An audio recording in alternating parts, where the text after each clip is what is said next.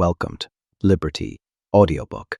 You are listening to The Salary Trap, Why Employees Never Get Rich, a guide to understanding the unseen forces that keep us financially bound, and how to break free. Imagine this. You wake up at 6:47 a.m. It is 7 minutes before your alarm, but your body knows. It has been doing this for 847 days, almost 13 years, at the same company. You tell yourself it, security, a good salary, benefits, stability. These are the narratives we tell ourselves, the soothing stories that justify the endless cycle. But as you stare at the ceiling, there is this persistent, unsettling feeling you cannot quite shake. You are making more money than your parents ever dreamed of, perhaps even more than you once thought possible, and yet, somehow, you are more broke than ever. The stress feels constant. The future feels uncertain. You are in motion, but not moving forward. This is not a coincidence. It is by design. This is the salary trap. Let me introduce you to Sarah.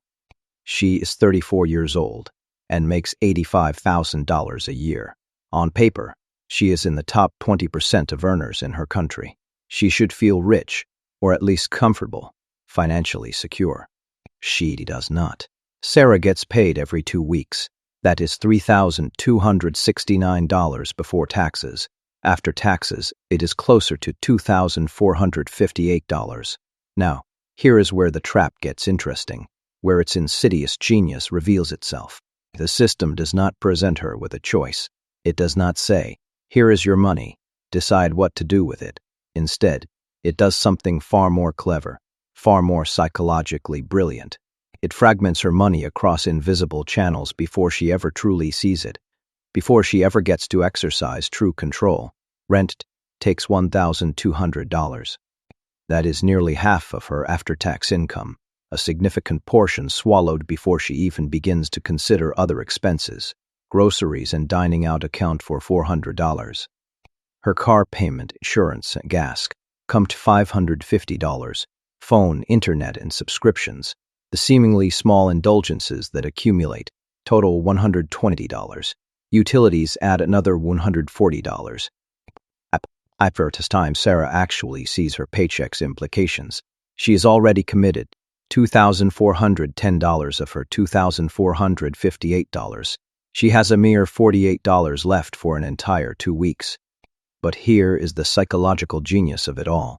Sarah does not experience this as deprivation. She has a car. She has a nice place to live. She believes she is successful.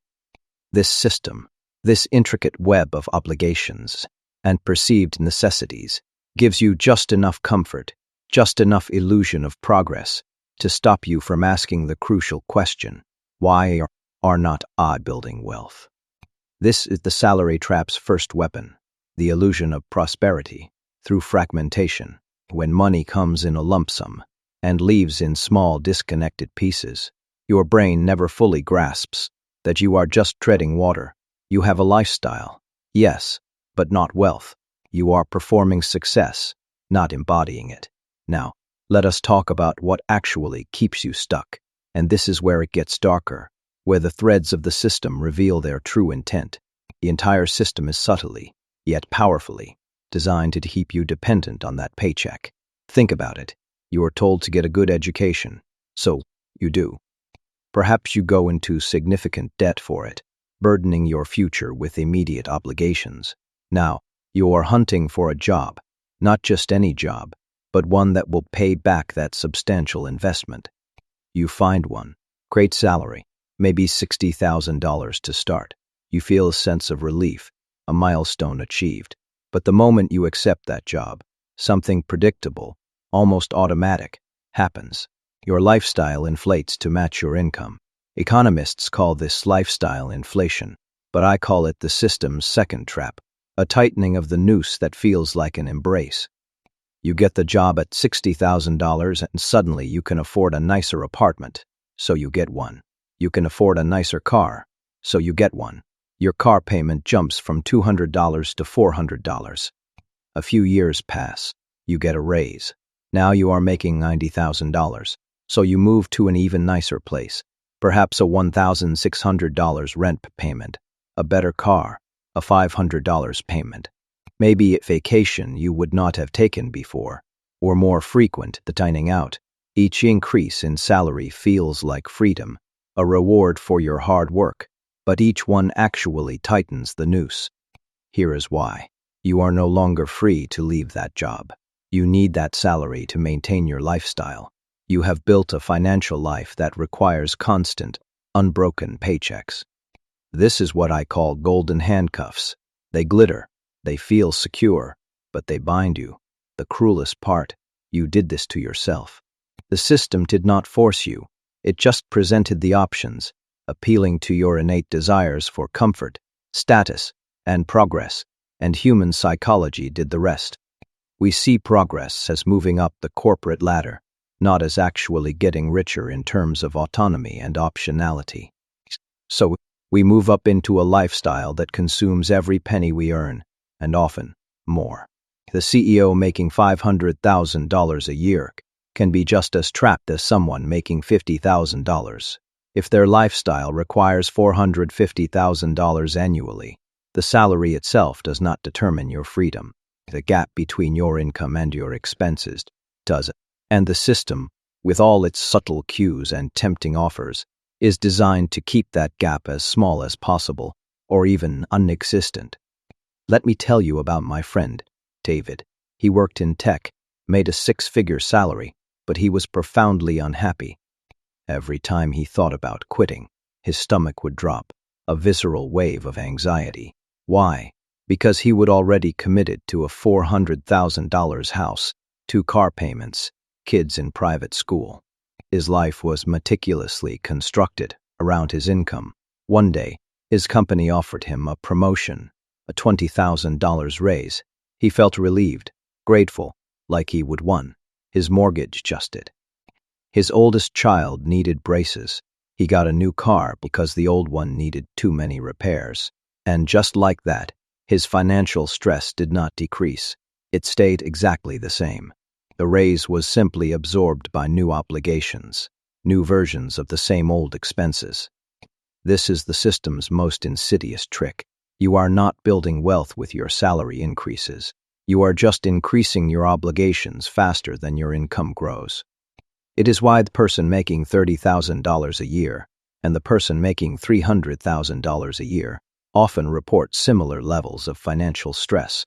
The system is engineered so that your required expenses always catch up, always expand, to fill the void. And when you are living paycheck to paycheck, even a substantial one, you are predictable, controllable. You need that job. You cannot take risks, cannot start a business, cannot invest in your own ideas, because all your money is already promised to someone else. Your landlord, your bank, the car company, they all benefit from your trapped state. You are a guaranteed revenue stream. But you, the individual, do not actually benefit in terms of freedom or true wealth. I want you to imagine something, truly visualize it. Imagine you quit your job tomorrow. You just left. How many months could you survive? Be honest with yourself. If your answer is less than 3 months, you are trapped, and you are not alone. Over 60% of professionals could not sustain their lifestyle for more than 1 month without a paycheck. Think about that. You are 1 month away from a financial crisis at all times. That is not security. That is a very comfortable prison, a gilded cage. The salary trap convinces you this is normal. Work, earn, spend. Work harder, earn more, spend more. But this is not inevitable. It is not law of physics, not an unchangeable truth of the universe. It is a choice that has been made for you, a script you have been given. The moment you realize your salary is not keeping you rich, it is keeping you busy enough to not become rich, everything changes. Because once you see it, truly see the invisible strings, you cannot unsee it. You start asking different questions. Not, how do I make more money? But, why does all my money leave? Not, how do I get a promotion? But, how do I build assets instead of obligations? This is not about quitting your job tomorrow, throwing caution to the wind in a fit of rebellion. The point is this: awareness. changes behavior. Once you understand the trap is a system, not a law, you can start to dismantle it, piece by piece, strategically and deliberately. First, stop confusing income with wealth. A $200,000 salary is income. It is what flows in. $50,000 in savings and investments is wealth. It is what accumulates and works for you. One is temporary. The other is permanent, growing independently of your daily labor. Second, attack the gap. Intentionally keep your expenses lower than your income. This feels backward to the lifestyle inflation mindset, but it is the only mechanism that works. It creates the surplus, the breathing room, the optionality. Third, redirect that gap, that surplus, into assets that work for you, not liabilities that work against you. Assets generate income or appreciate in value. Liabilities consume income. This is the fundamental difference between the rich and the not rich. And most importantly, build optionality. The moment you have 3 to 6 months of living expenses in savings, something profound shifts psychologically. You are no longer trapped in the same way. You can negotiate better from a position of strength. You can take calculated risks. You can leave situations that do not serve you without fear of immediate catastrophe. The goal is not just to earn more. The goal is to become independent from the system's requirement that you need that paycheck. Because the moment you do not need it, you are truly free. The salary trap is real. It is sophisticated. It is deeply ingrained in the fabric of modern society. But it is not inescapable. The people who break free are not smarter or luckier than you. They just became aware. They saw the system for what it is, and they decided that comfort was not the same as freedom. You have that same choice. For perceptions, every generation inherits a set of beliefs about work, money, and success that feels so normal that they become invisible. We are taught to study hard, get good grades, secure a stable job, climb the ladder, and one day retire with comfort and pride. This script sounds simple, logical, and responsible. Yet, it quietly leaves millions of people stuck in a loop they never consciously chose. It produces earners, not owners. It produces loyal workers, not independent thinkers. And it produces stability, but rarely freedom. The modern economy is built on a hidden exchange. Your time for someone else's goals, your talent for someone else's gain, and your future for someone else's timeline. That is the essence of the salary trap. Not that salaries are inherently bad, or that earning an income is wrong, but that they condition people to stay exactly where they are, to accept the status quo, and to remain dependent. The moment your income depends on a calendar, an approval, a raise, or promotion you do not control, your life becomes limited by systems you did not design, systems that were created to benefit the system, not necessarily you. In this audiobook, we will expose those systems. We will analyze why so many intelligent and hard-working people remain financially stuck, despite doing everything right. We will break down the traps that keep employees dependent, afraid to leave, and unable to build true wealth. And more importantly, we will explore how to reclaim ownership, autonomy, and financial leverage in a world that quietly benefits from your dependence. This is not a call to quit your job tomorrow, to burn your bridges, or to embrace recklessness. It is a call to stop outsourcing your future. The world rewards those who learn how to make money without asking for permission, waiting for a raise, or trading hours like a commodity. It rewards those who understand the game and choose to play by a different set of rules. Let us begin. Chapter 1. Stop believing in job security.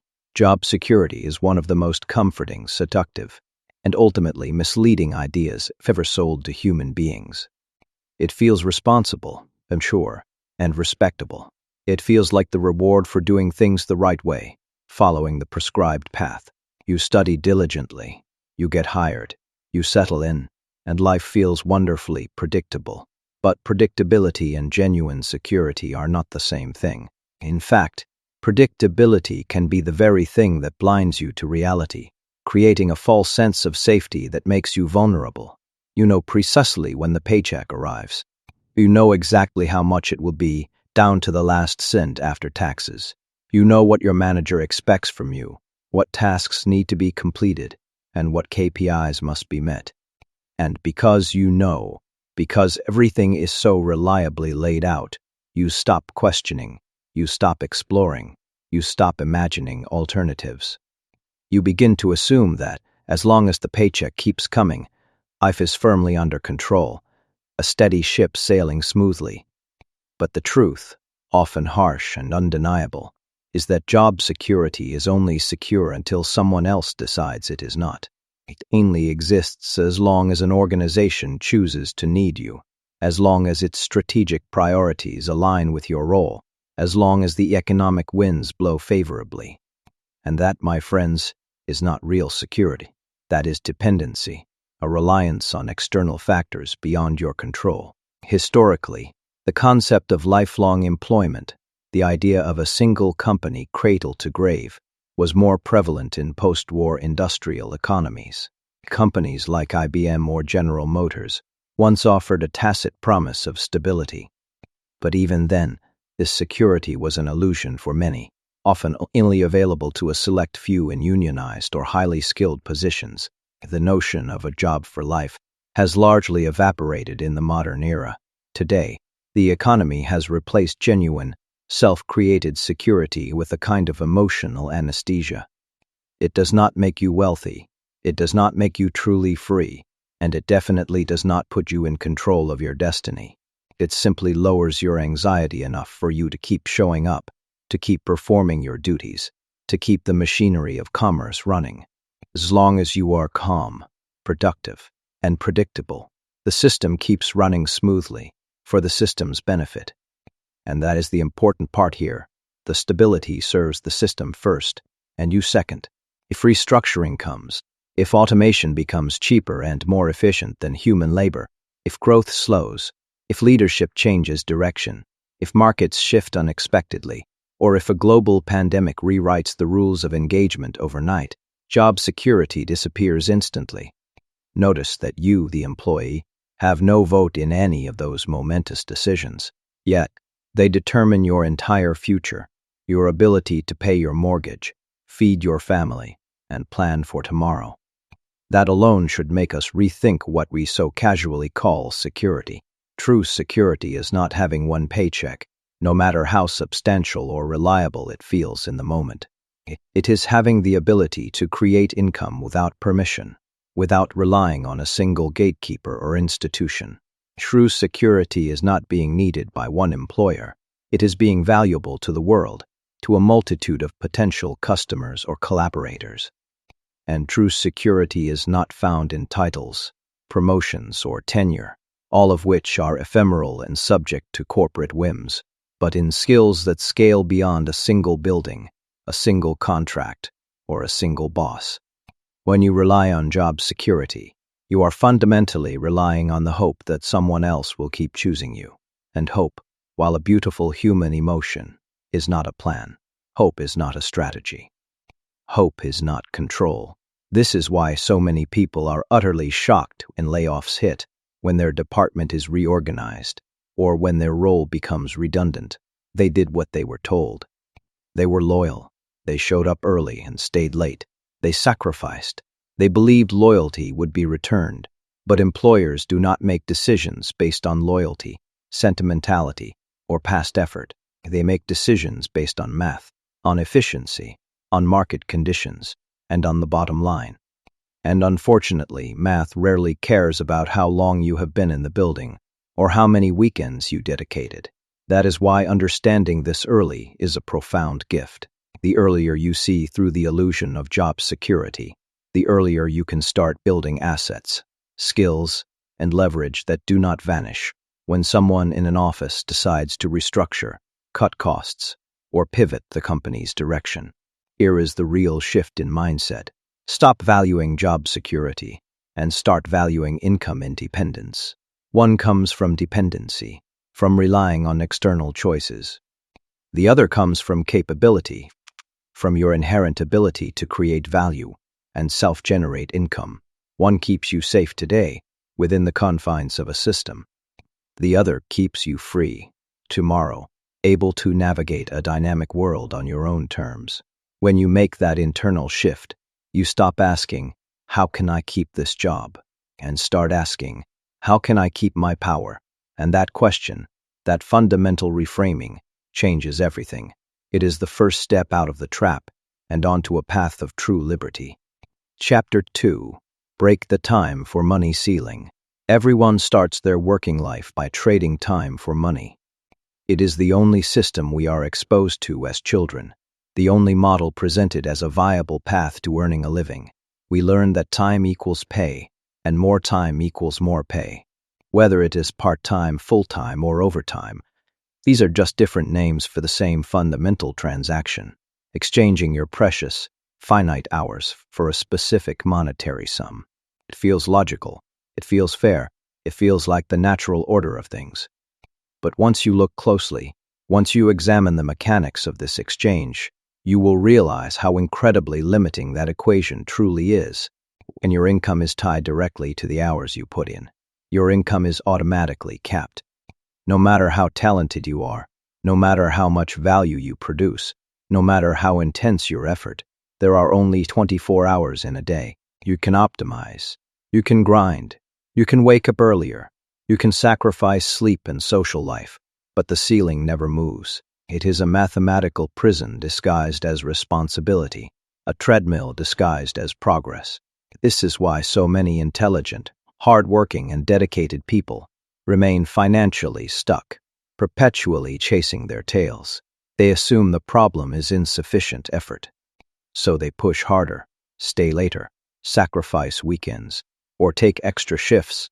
And yes, hard work can temporarily increase earnings within this linear model, but it never changes the underlying structure.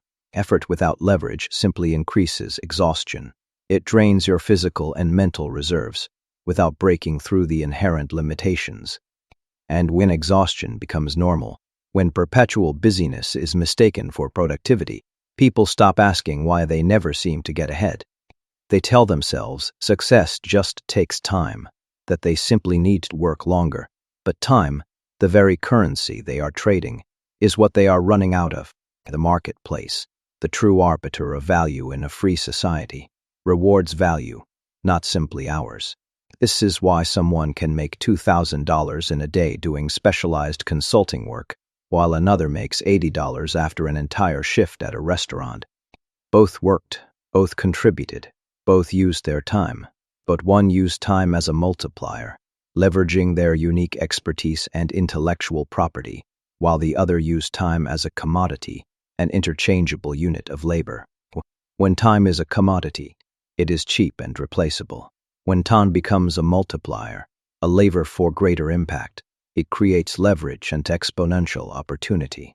Companies understand this distinction very well.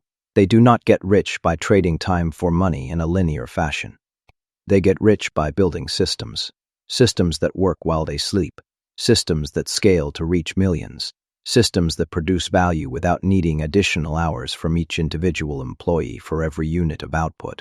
A business does not make more money simply by working longer hours across its entire staff.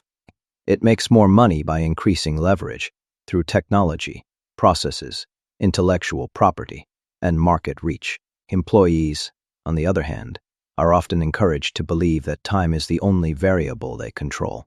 Show up, stay late, cover the shift, finish the deadline. The entire corporate machine depends on individuals trading hours. But the owners are not primarily trading hours. They are trading leverage. The clearest proof of this is one of the simplest and most profound truths. You cannot become truly wealthy renting out your time. You can become comfortable, stable, or responsible.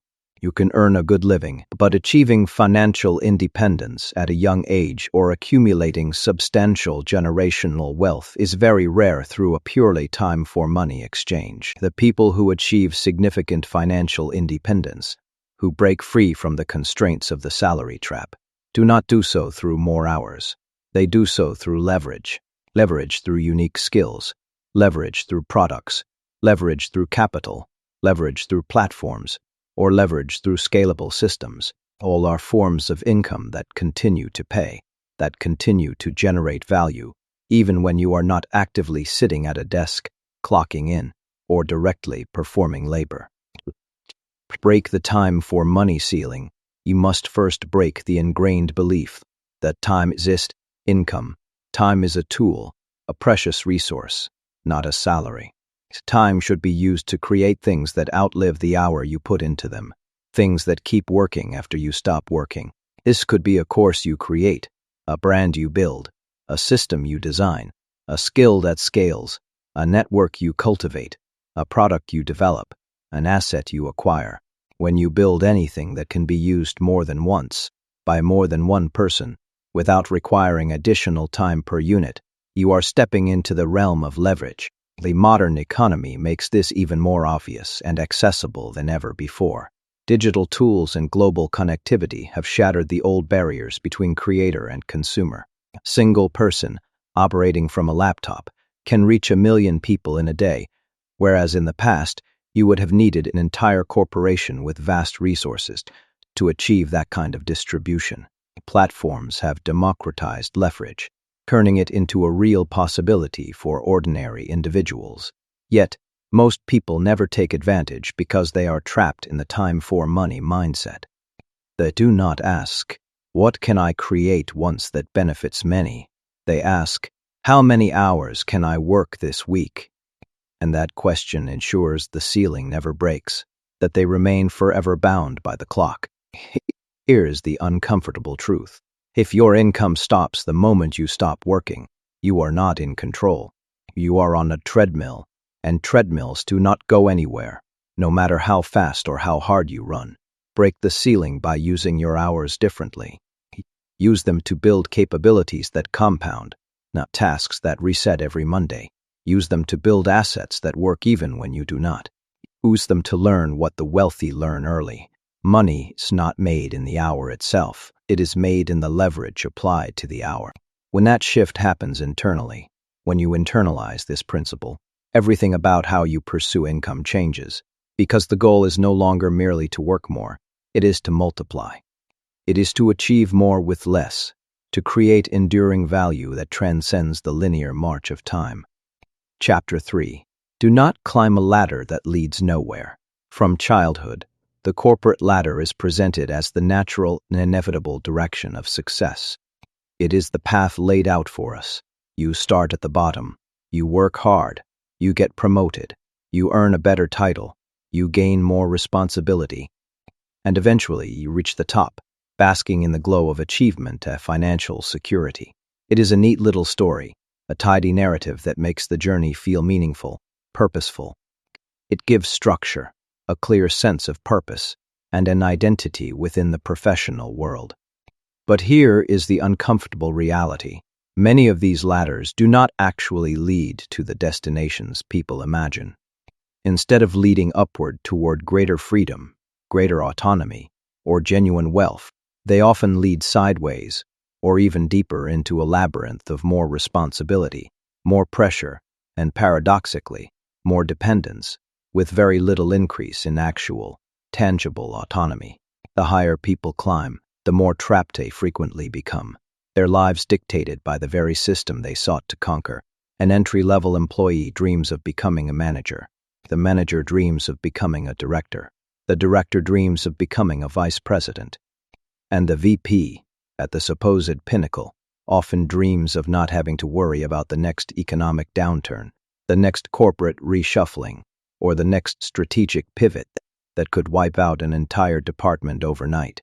The irony is that at nearly every rung, the pressure increases, the demands intensify, while the freedom, the precious optionality to choose, rarely does. You get better business cards, fancier email signatures, a larger office or better seating arrangements, and indeed, slightly better salaries.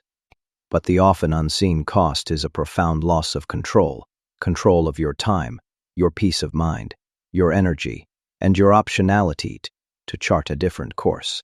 Corporate promotions are incredibly powerful psychological incentives. They feel progress because humans are hardwired to crave advancement, to seek signs that their efforts are being recognized. We want markers that tell us we are moving forward, that our sacrifices are validated. A new title does exactly that. It gives meaning to the long nights, the early mornings, the missed family dinners, making the sacrifice feel justified.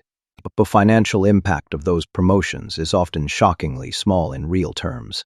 A 7% raise, a 10% bump, maybe 15% if the company is exceptionally generous.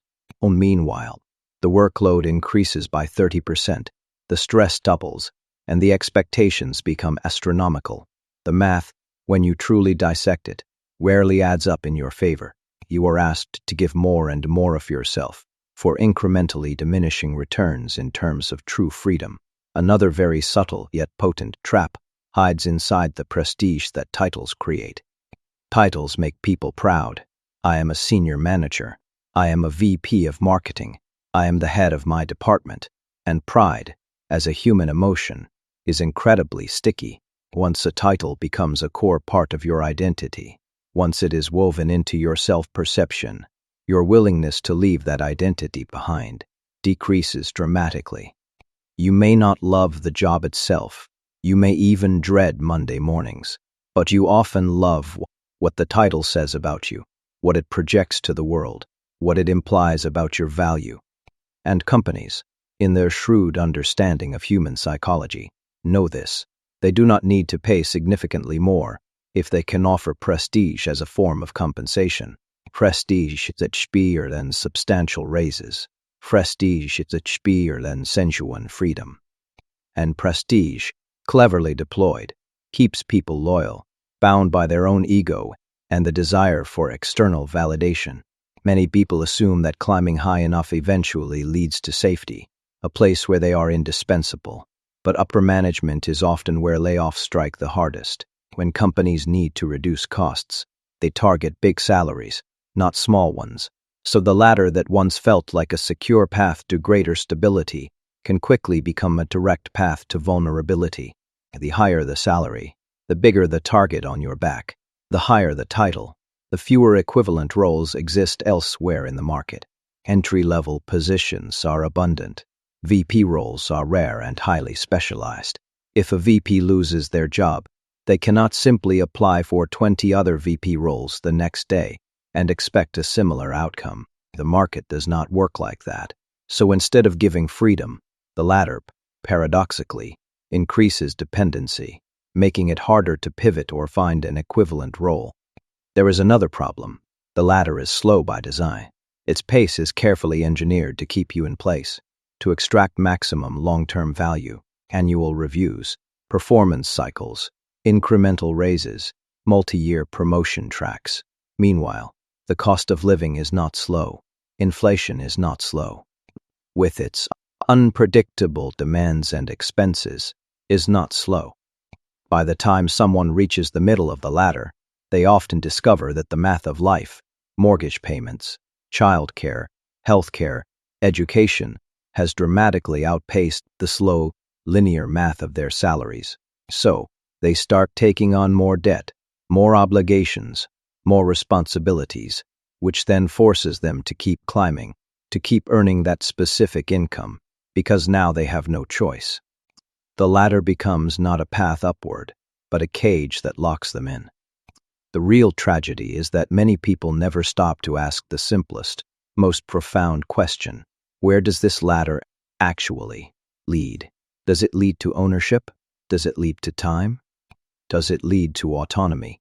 Does it lead to financial control over one's life? In most cases, if we are truly honest, it leads to a nicer office, a higher workload, swollen expectations, and a lifestyle that perpetually requires that ever-increasing paycheck to sustain. That is not freedom. That is dependency with better furniture, a more comfortable cage. The solution is not to reject ambition. Ambition's a healthy driving force. The solution is to stop assuming that every form of progress equals freedom. True progress is measured not by titles, but by leverage, not by promotions, but by ownership, not by prestige, but by optionality, the ability to choose. If a ladder does not fundamentally increase your options in life, if it does not expand your freedom, it is not a ladder worth climbing, no matter how shiny or prestigious it appears. It is a path to a gilded prison. Chapter 4. Reject the outdated 40-year plan. For decades, society has pushed a single, default blueprint for life, a universal script handed down from one generation to the next. It goes like this: go to school, get good grades, secure a stable job, work for 40 years, meticulously saving and planning, retire at 65, and then finally, at the twilight of your life, enjoy the time and freedom you spent your youth sacrificing. This formula, once presented as immutable wisdom, made a certain kind of sense in an era where living expenses were relatively low, pensions were reliable, industries were stable, and retirement was, if not guaranteed, at least a highly probable outcome. But that era is gone, irrevocably changed by technological disruption, global economics, and shifting societal values. The modern world has evolved faster than the plan itself. Yet millions are still living as if the old rules still apply. They follow the script without questioning its relevance, its efficacy, or its true cost, simply because the script is familiar.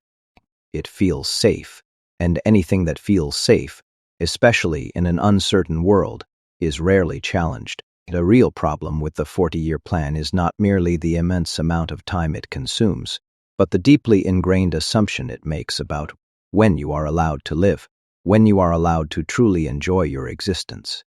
It tells you that life is meant to be front-loaded with arduous work, sacrifice, and accumulation, and back-loaded with freedom, leisure, and self-actualization.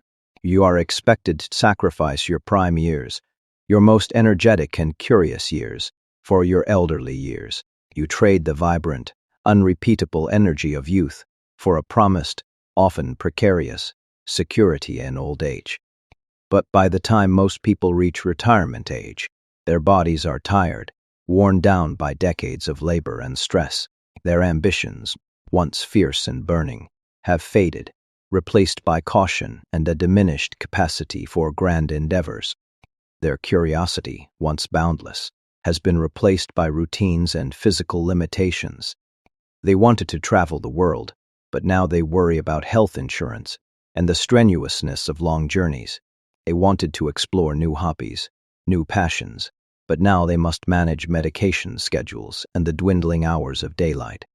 They wanted adventure, but now they struggle with flagging energy and the fear of the unknown. The reward, if it arrives at all, arrives at the wrong time, to a person fundamentally altered by the waiting, and that is assuming the reward arrives at all.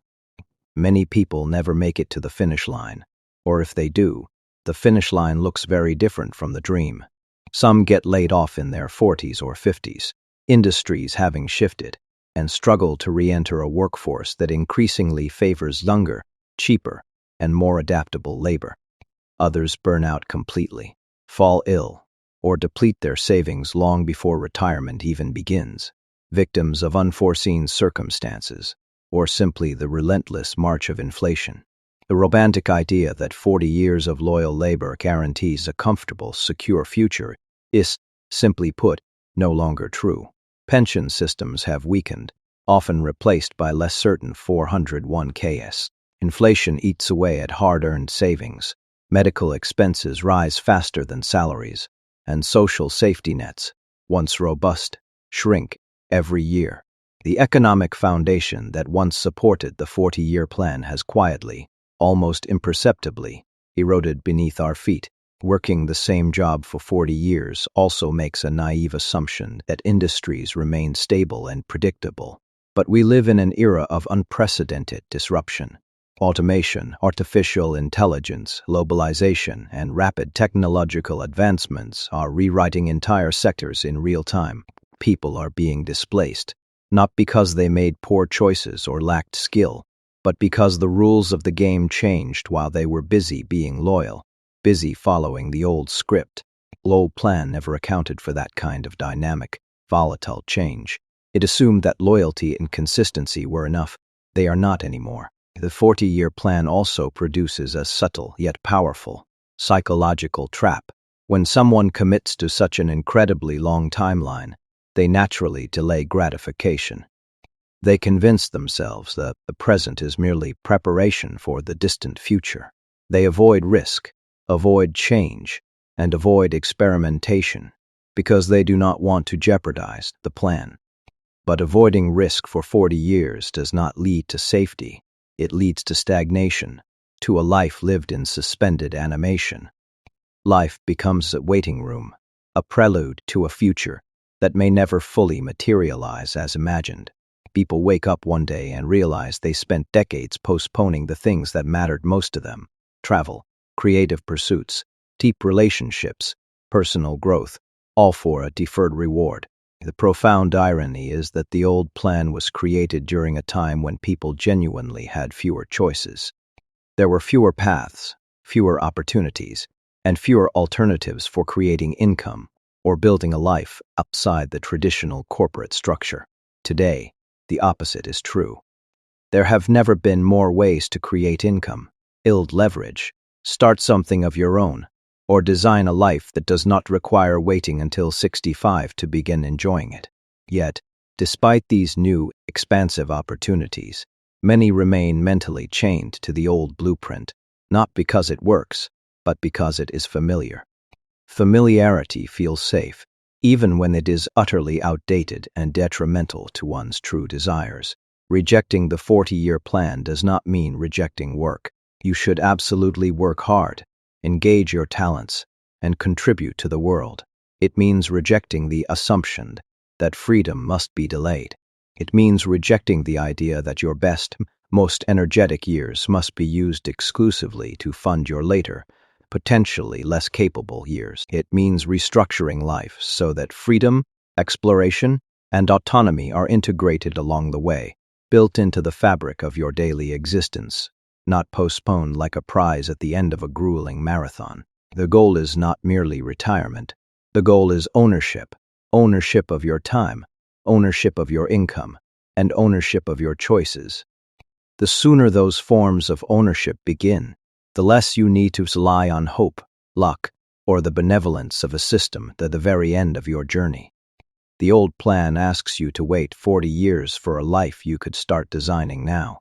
The new world, with its unprecedented opportunities for individual creators and entrepreneurs, rewards those who build their future instead of passively waiting for it.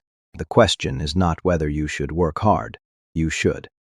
The real question is, are you working hard for a life you truly want, a life of your own design, or are you working hard for a plan that no longer works, a script written for a different era? The answer to that question holds the key to your liberty. Chapter 5. Escape the comfort that is keeping you small. Comfort feels harmless. It feels warm, predictable, and incredibly safe. Comfort whispers reassuringly, telling you everything is fine, that nothing urgently needs to change, that tomorrow will look precisely like today, and that, fundamentally, is okay. And for a while that message is soothing, a balm for the anxieties of modern life. Comfort is the psychological equivalent of sinking into a soft couch after a long, arduous day. It feels earned, a reward for your efforts. But comfort, like any indulgence, has a hidden, insidious cost. It keeps you still. It keeps you settled. It keeps you from questioning whether fine is actually good enough, whether you are truly living up to your potential. And often, fine becomes the insidious enemy of better. The modern salary system relies heavily on this deeply human craving for comfort to keep people in place, to maintain the status quo. Steady paycheck that arrives like clockwork, predictable office routines, scheduled raises that offer a glimmer of progress, paid vacations that provide temporary escape, health benefits that allay primal fears, and holiday bonuses that feel like unexpected gifts. All these create a cushion, a comfortable cage that makes staying far easier than leaving. You do not have to love the work. You just have to tolerate it, to find a way to endure. You do not need to thrive, to grow exponentially, to self-actualize. You just need to avoid failure, to keep your head above water. The problem, a fundamental truth of human nature, is that human beings rarely grow inside tolerance. They grow inside discomfort. Discomfort is where skill expands, where courage develops, where overlooked opportunities become visible, and where the full range of possibility is discovered. Comfort, by its very nature, hides those things. Comfort makes the cage feel like a familiar, even cozy, living room. People do not stay in jobs they dislike because they lack intelligence or ambition. Often, it is quite the opposite. They stay because leaving requires facing uncertainty, and uncertainty, with its inherent lack of control, feels profoundly threatening. Full for embarrassment, the judgment of peers and family, the specter of financial instability, and above all, the vast, formless unknown. And when the primal fear of the unknown and the alluring comfort of the known collide, comfort usually wins, at least in the short term. Fear keeps you from moving. Comfort keeps you from questioning why you have not moved.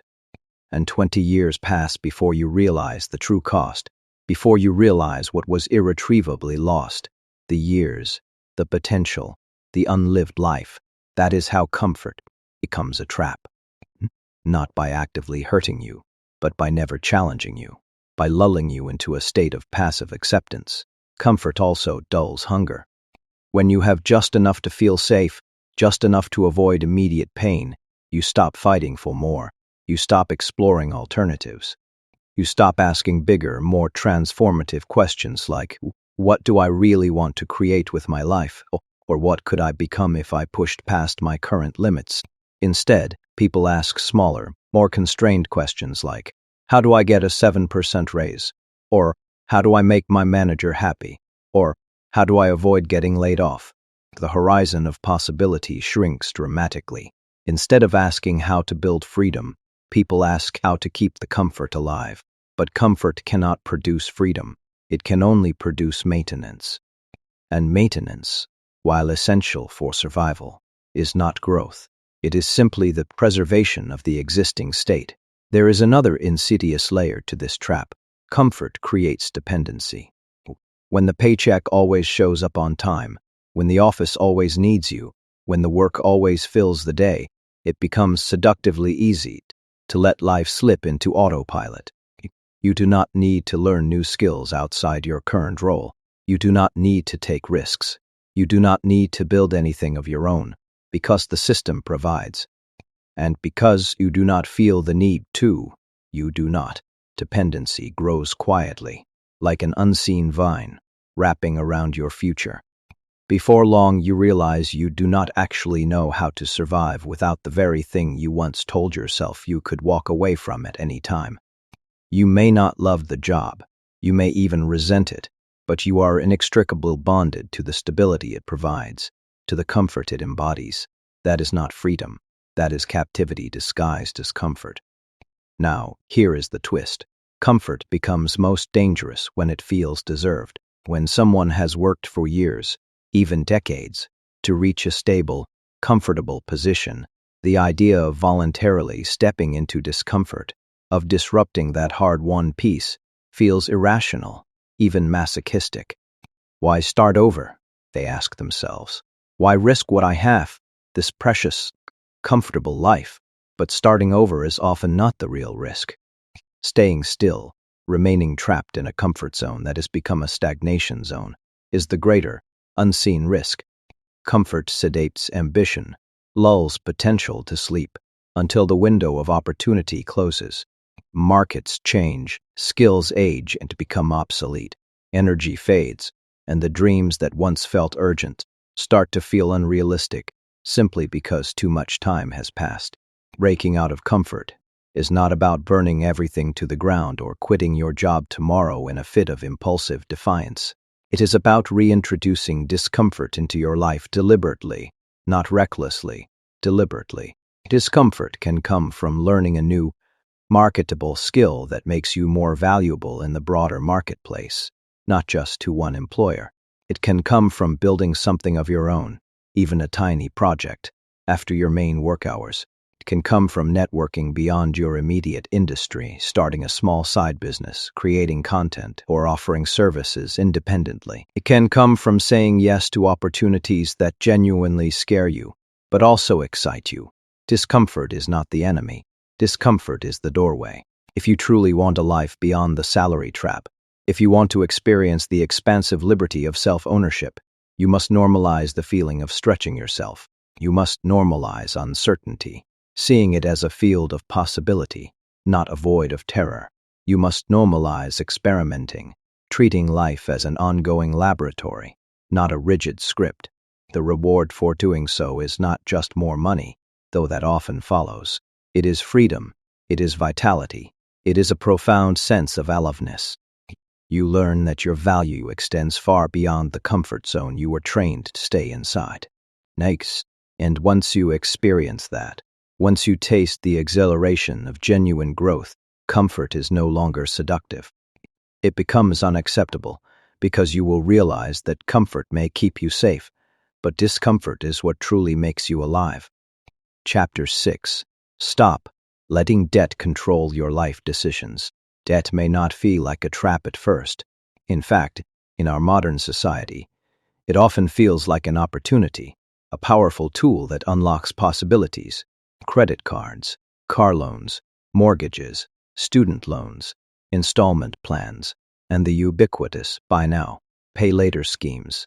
All these allow you to acquire things, experiences, and status symbols far earlier than you can genuinely afford them. The modern economy, in a symbiotic relationship, actively encourages this because debt creates consumption, and consumption, in turn, keeps the vast machinery of commerce running smoothly, perpetually. But underneath the veneer of convenience, flexibility, and immediate gratification is a powerful, often unseen, form of control, financial, psychological, and behavioral. When debt accumulates, like an encroaching tide, choice shrinks, and when choice shrinks, the very essence of freedom, the ability to direct your own life, begins to disappear, replaced by obligation. Most people do not go into debt because they are inherently irresponsible or lack foresight. They go into debt because the system itself is designed to make it feel normal, necessary, and even smart. Housing is astronomically expensive. Education, once a clear path to upward mobility, now often comes with a crippling price tag. Medical bills are unpredictable and potentially devastating, and lifestyle expectations, constantly inflated by advertising, social media, and peer pressure, push us towards ever greater spending. If people do not finance cars because they inherently love debt, they finance cars because modern life often makes it socially uncomfortable, even impractical, to not have one. They do not take out student loans because they revel in paying interest. They take them because they were diligently taught that education equals opportunity, even if the math, in many cases, no longer supports that equation. Debt becomes a default setting, an assumed part of adult life, long before anyone truly recognizes the profound cost it exacts upon their future. And here is where it connects directly to the salary trap. Debt does not just cost money, it costs freedom.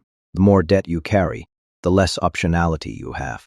You cannot leave a job you dislike, even one that drains your soul, when you have a relentless stream of monthly payments waiting for you on the first of every month.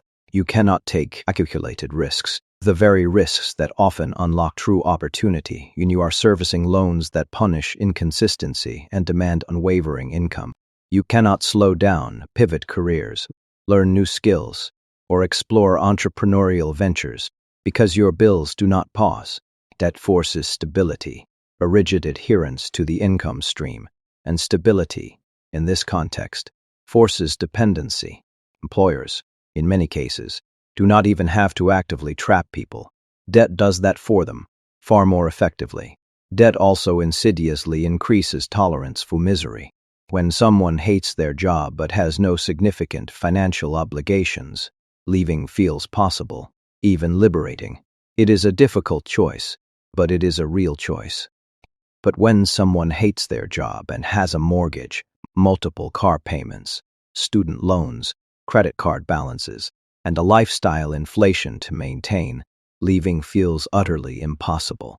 The golden handcuffs are forged by debt. They tell themselves they will stay just a little longer, but a little longer easily becomes 5 years, then 10 years, than an entire career. And does not steal your future all at once in one dramatic swoop. It steals it month by month, payment by payment, slowly eroding your options and your spirit. Another subtle effect of debt is how it shapes identity and mindset. When you owe money, when your financial life is dominated by obligations, you begin thinking like someone who owes. Every decision, big or small, is filtered through a lens of risk avoidance. Can I afford the monthly payment? Replaces the more empowering question, is this the right path for my life? Life becomes transactional instead of intentional. When you are indebted, you tend to think in survival terms instead of opportunity terms. You are playing defense, trying to avoid further loss, instead of playing offense, striving for gain and growth. And no one builds genuine freedom or true wealth by playing not to lose.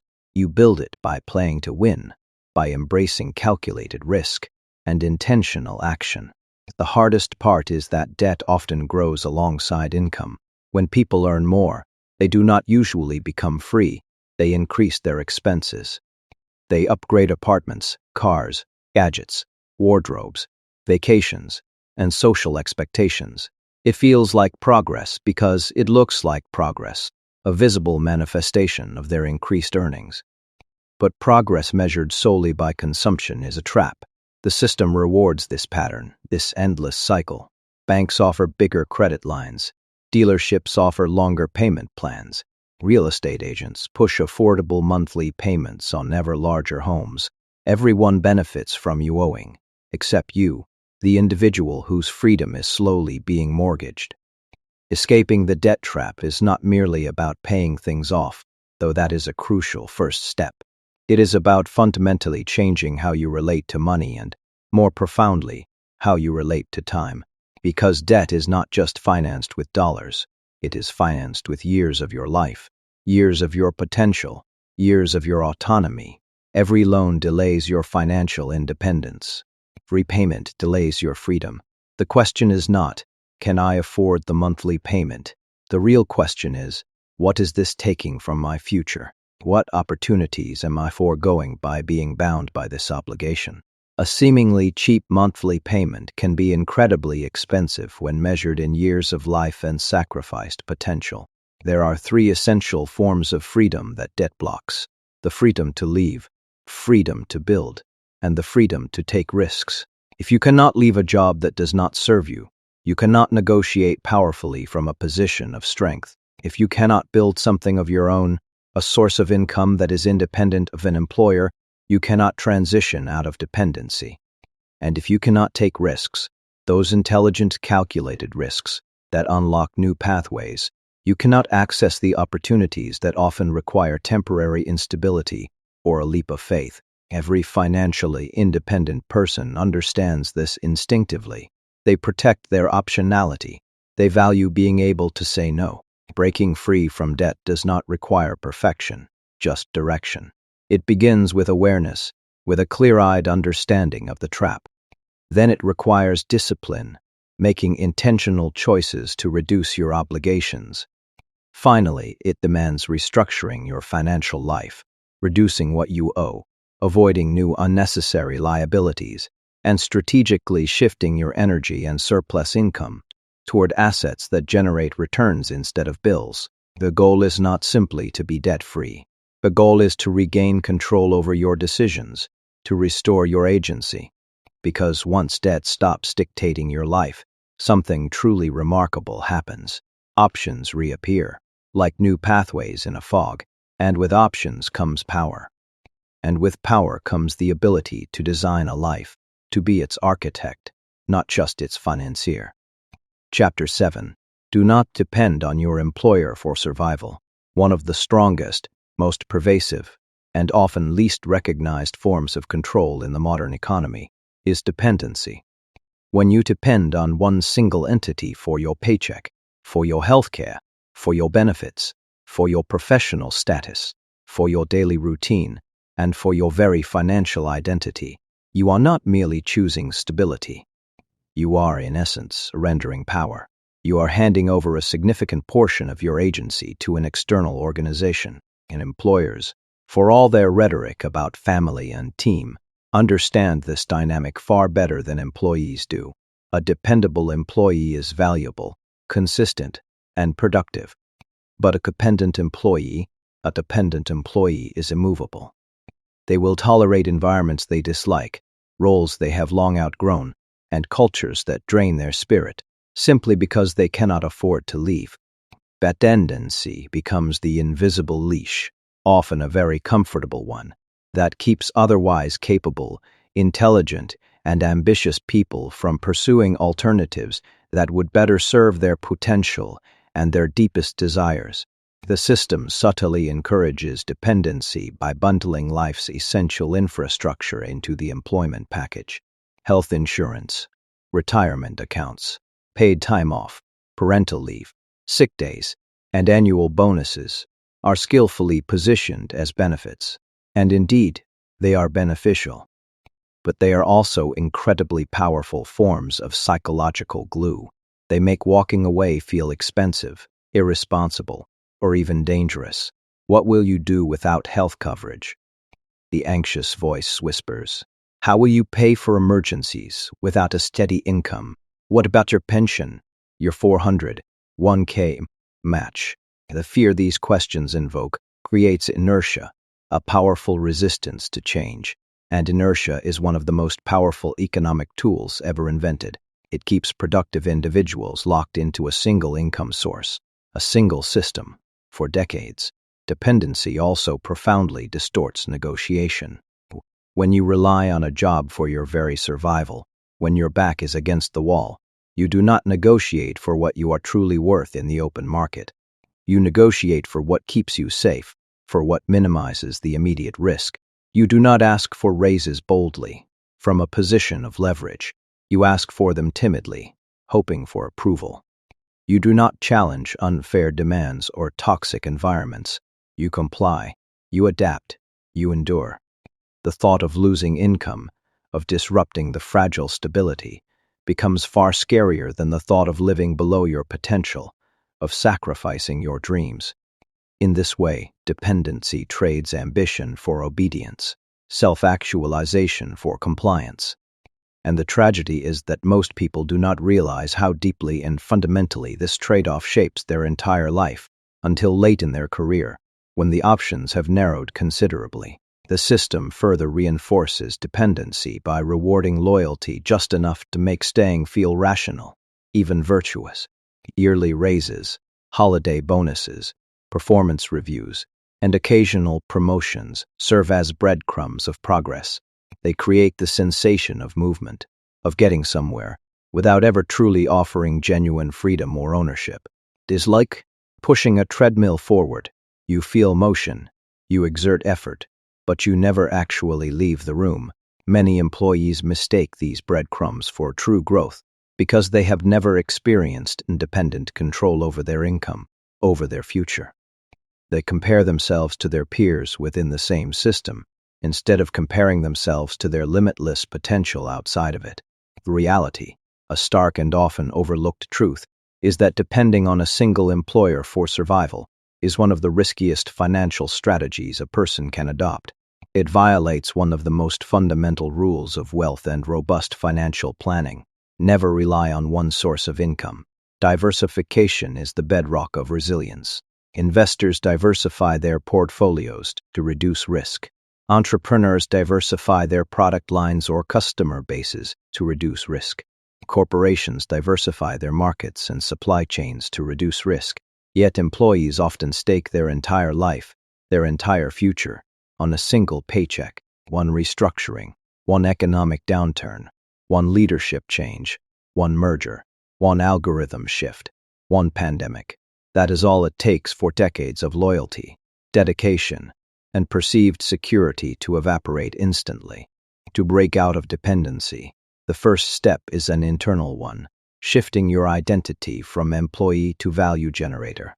When you see yourself as someone who actively produces value, who solves problems, rather than someone who merely occupies a job description, you begin to think fundamentally differently about income.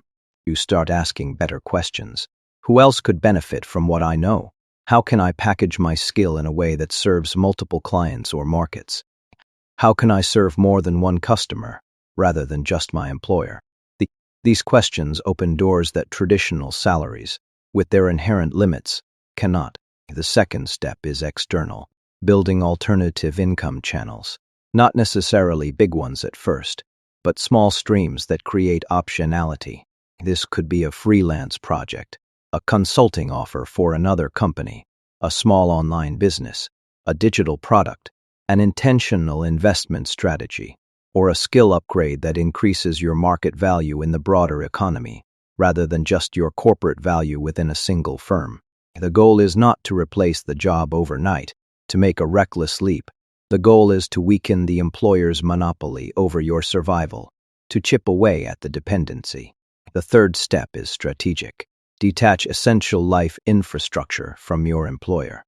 When your healthcare, your savings, your retirement planning, and your emergency funds are independent of the company you work for, leaving becomes a genuine choice rather than a terrifying crisis. When you have savings, you negotiate differently, from a position of strength, not desperation. When you have options, you work differently, with a sense of purpose and control. When you have leverage, you live differently, with an expansive sense of freedom. Dependency makes you manageable, predictable, and controllable. Optionality makes you powerful. And power does not come from quitting. It comes from not needing permission to design your life. The day you stop depending on one employer for your survival is the day you stop renting your future and start owning it, piece by valuable piece. Chapter 8. Make your skills scale beyond one paycheck. Most people learn skills for one primary reason: to become employable. They diligently study, train, and practice so they can qualify for a role that pays them a salary, a steady income. There is nothing inherently wrong with this. It is a practical, logical approach to navigating the job market and providing for oneself. But it is also profoundly incomplete, because when your skills are built exclusively for employment, when their sole purpose is to serve a specific role within a specific company, they benefit only one customer, your employer. And when you have only one customer, you have no leverage. You are entirely at the mercy of that single entity. The moment that customer stops needing you, or decides they can acquire your skills more cheaply elsewhere, your income evaporates, your professional identity is disrupted. The modern economy, with its rapid pace of change and its globalized nature, punishes this kind of concentration. It richly rewards those who understand how to make their skills serve many, how to diversify their value across multiple channels and customers. When you look at people who genuinely break out of the salary trap, not through winning a lottery, inheriting immense wealth, or taking extraordinary, reckless risks, there is a distinct, repeatable pattern. They do not just work for companies, they make their skills work for them. They learn how to scale what they know, how to package their knowledge, how to apply it across multiple markets, or how to use it to create value beyond a single transaction or a single paycheck. That fundamental shift transforms skills from mere employment tools into powerful, independent income engines. Here is something nobody tells young professionals, something rarely taught in traditional education. The marketplace pays differently, depending on how your skills scale. If your skills scale linearly, meaning they require your direct, personal time and effort for every dollar earned, the ceiling on your income is inherently low. You are limited by the finite hours in a day. But if your skills scale exponentially, meaning one initial effort can produce many returns, many sales, many units of value, the ceiling moves dramatically, often into the stratosphere. Teaching something once in a digital course and selling it thousands of times, writing a book once and earning royalties for years, licensing a piece of intellectual property, documenting a process and selling the framework, automating a task and offering it as a service, publishing content that continues to attract an audience and generate revenue. These are all forms of exponential scaling. You do the work once, and the value continues to circulate, generating income long after the initial effort. Companies already understand this principle implicitly. They do not hand out software one copy at a time, requiring an engineer for each installation. They build it once and distribute it endlessly. They do not train one employee at a time through purely bespoke methods. They build standardized systems and training modules. They do not sell one product to one person in isolation. They build brand ecosystems, distribution networks, and marketing funnels that reach millions. And yet, employees rarely ask, how can I apply this logic to my own skill set, to my own talents? Instead, they settle for a single-use version of their talent, confined to a specific role, and then wonder why the financial upside is so limited, why they remain trapped. The good news, the truly empowering insight, is that nearly every skill, no matter how specialized or seemingly niche, can be expanded beyond linear employment if approached creatively and strategically. A talented designer working for an agency can also freelance, teach design online, create and sell templates, build digital courses, or license their artwork to multiple clients. A skilled marketer can consult for various businesses, build and sell campaign frameworks, write books, or develop training programs. A software developer can take on contract projects, build and sell apps, create tools, or automate workflows for others as a service. Even skills often considered non-business and scale surprisingly well. Fitness trainers create scalable programs and online coaching platforms. Chefs create recipe content, cookbooks, and culinary courses. Teachers build learning resources, digital curricula, and educational content for a global audience. No skill is truly disqualified, only unexpanded. The reason more people do not do this is not a lack of ability, talent, or even opportunity, but a profound lack of imagination, conditioned by the salary trap. And when you grow up in a system that trains you exclusively to be useful to companies, you naturally view your value through the narrow lens of employment. You ask, who will hire me for a salary? Instead of the far more expansive question, who needs what I know, and how can I deliver that value to them directly? Those two questions lead to profoundly different lives. One makes you dependent on HR departments, corporate budgets, and hiring cycles. The other makes you dependent on demand in the broader marketplace, and market demand is bigger, broader, more diverse, and often far more forgiving than corporate hiring processes. Another significant reason is fear. People are often terrified that they are not expert enough to offer anything beyond their current job, that their skills are not valuable enough to stand alone. But expertise is not the primary requirement for creating value that scales. Usefulness is. The market does not ask, are you the best in the world? It asks, can you help me solve my problem? If the answer is yes, you have value. Most profitable businesses and scalable ventures are not built by world champions or unparalleled geniuses. They are built by competent, diligent individuals who learned how to package and distribute their value widely. Scaling your skills does not mean quitting your job tomorrow or burning bridges in a reckless blaze. Quite the opposite. It means diversifying your identity. It means becoming someone who does not rely on a single institution to validate or compensate them. When your skills serve multiple channels, your relationship with work fundamentally changes. You negotiate differently because you have alternatives. You choose differently because you have agency. You walk into meetings with confidence instead of anxiety, not because you are fearless, but because you have options. And options, my friends, are the real currency of freedom.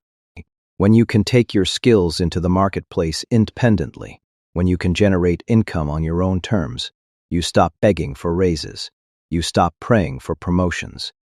You stop tolerating toxic environments or unfulfilling work because you no longer need to. Scaling your skills transforms you from a replaceable employee into a powerful, leveraged value creator.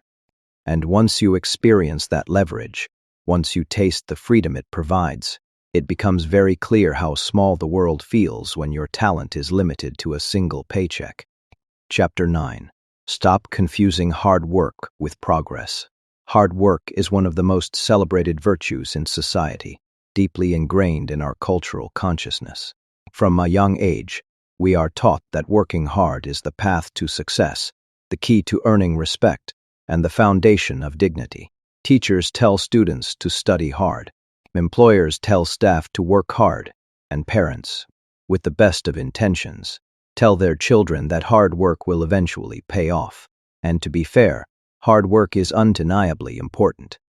There is no realistic scenario in which laziness produces excellence, innovation, or lasting achievement. Effort is a prerequisite for almost any worthwhile endeavor. But here's the insidious trap, often overlooked. Hard work, by itself, does not guarantee advancement, wealth, or even meaningful progress. Hard work without clear direction becomes mere exhaustion. Hard work without leverage becomes stagnation, a hamster wheel of effort that yields little in terms of true growth.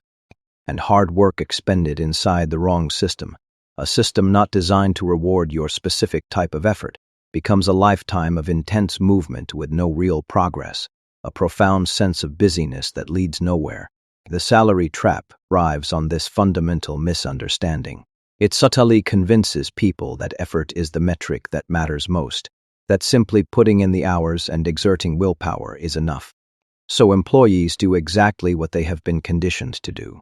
They show up early, they stay late, they sacrifice weekends, they volunteer for extra projects. They become dependable, reliable, and indispensable within their role.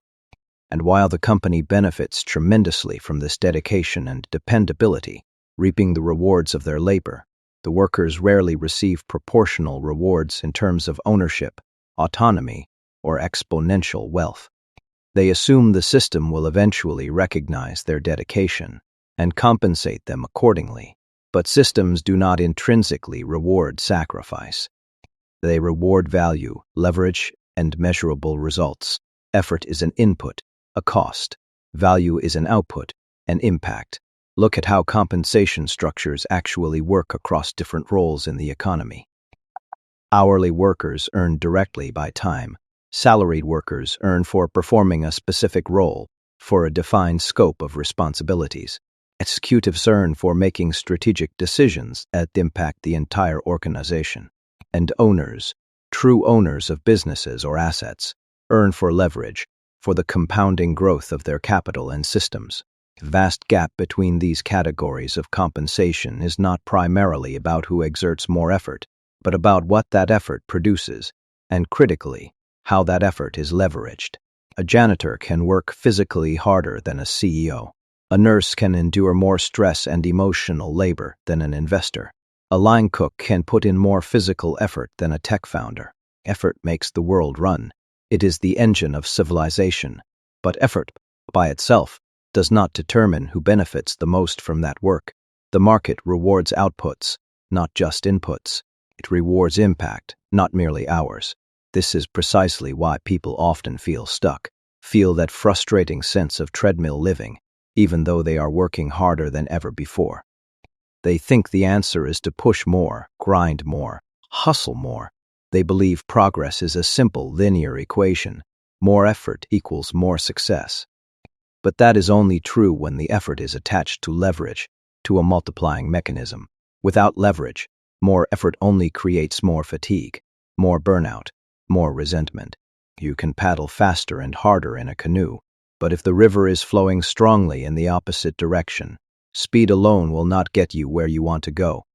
At some point, you have to stop paddling harder and ask a different, more fundamental question. Is this effort truly moving me forward? Or is it just keeping me afloat in the same spot? The modern job environment subtly encourages busy work because busy people rarely question the system. They are too occupied, too overwhelmed by their daily tasks, to reflect deeply on their trajectory. They are too exhausted to plot an alternative path, to strategize a way out of the trap. Meetings, reports, endless deadlines, performance reviews, and administrative tasks. All these create the illusion of progress, a comforting sense of productivity. Even when nothing truly changes in terms of their long-term financial independence or autonomy, People confuse motion with momentum, activity with achievement. They live in cycles, repeating the same patterns year after year, rather than trajectories, which imply an upward, evolving path. And cycles are comfortable because they repeat, they are predictable, while trajectories are inherently uncomfortable because they demand evolution, change, and disruption of the familiar. There is another, often overlooked layer to this. Hard work inside traditional employment is fundamentally linear. You work an hour, you get paid for an hour.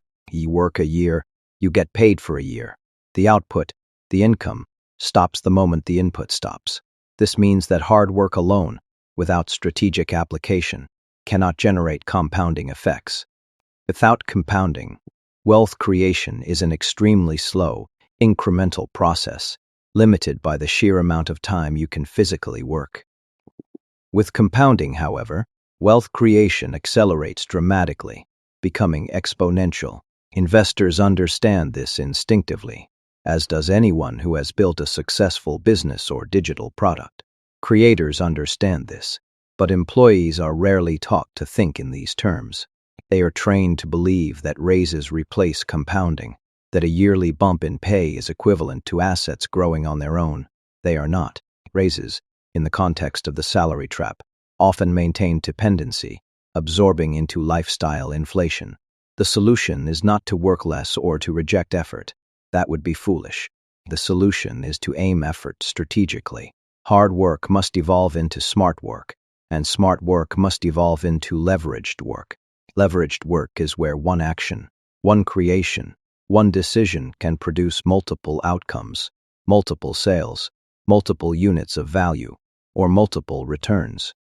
One skill can serve multiple customers or markets. This is the secret, the hidden key, that pulls people out of the salary trap. Not innate talent, not sheer luck, not inherited privilege, but leverage applied intelligently to effort.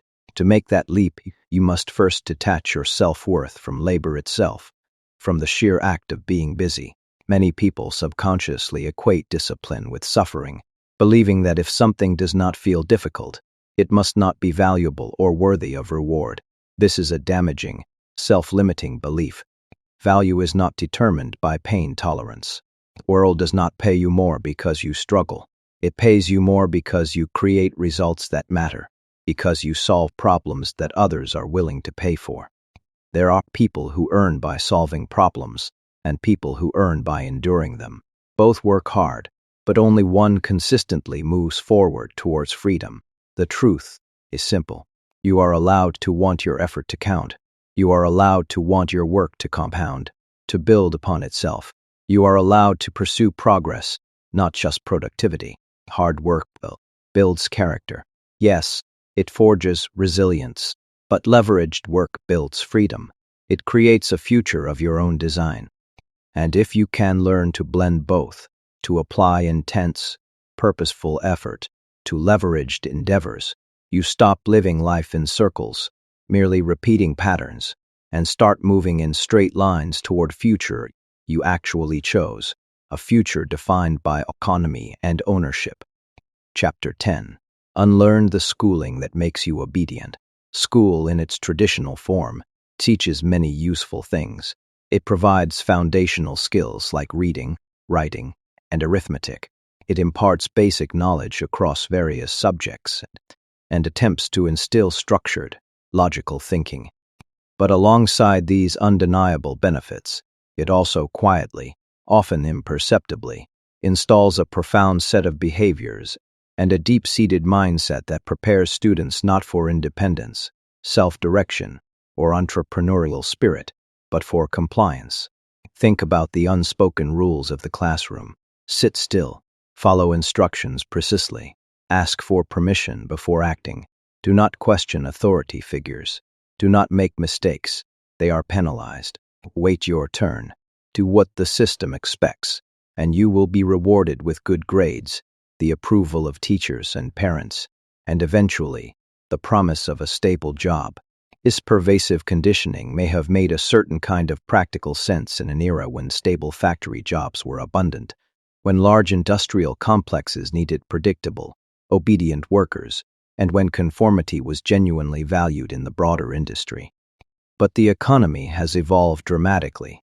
The problem is that the schooling mindset, the fundamental operating system, has not the explicit purpose of modern schooling, particularly in its mass education form, was never primarily to create entrepreneurs, inventors, or fiercely independent thinkers.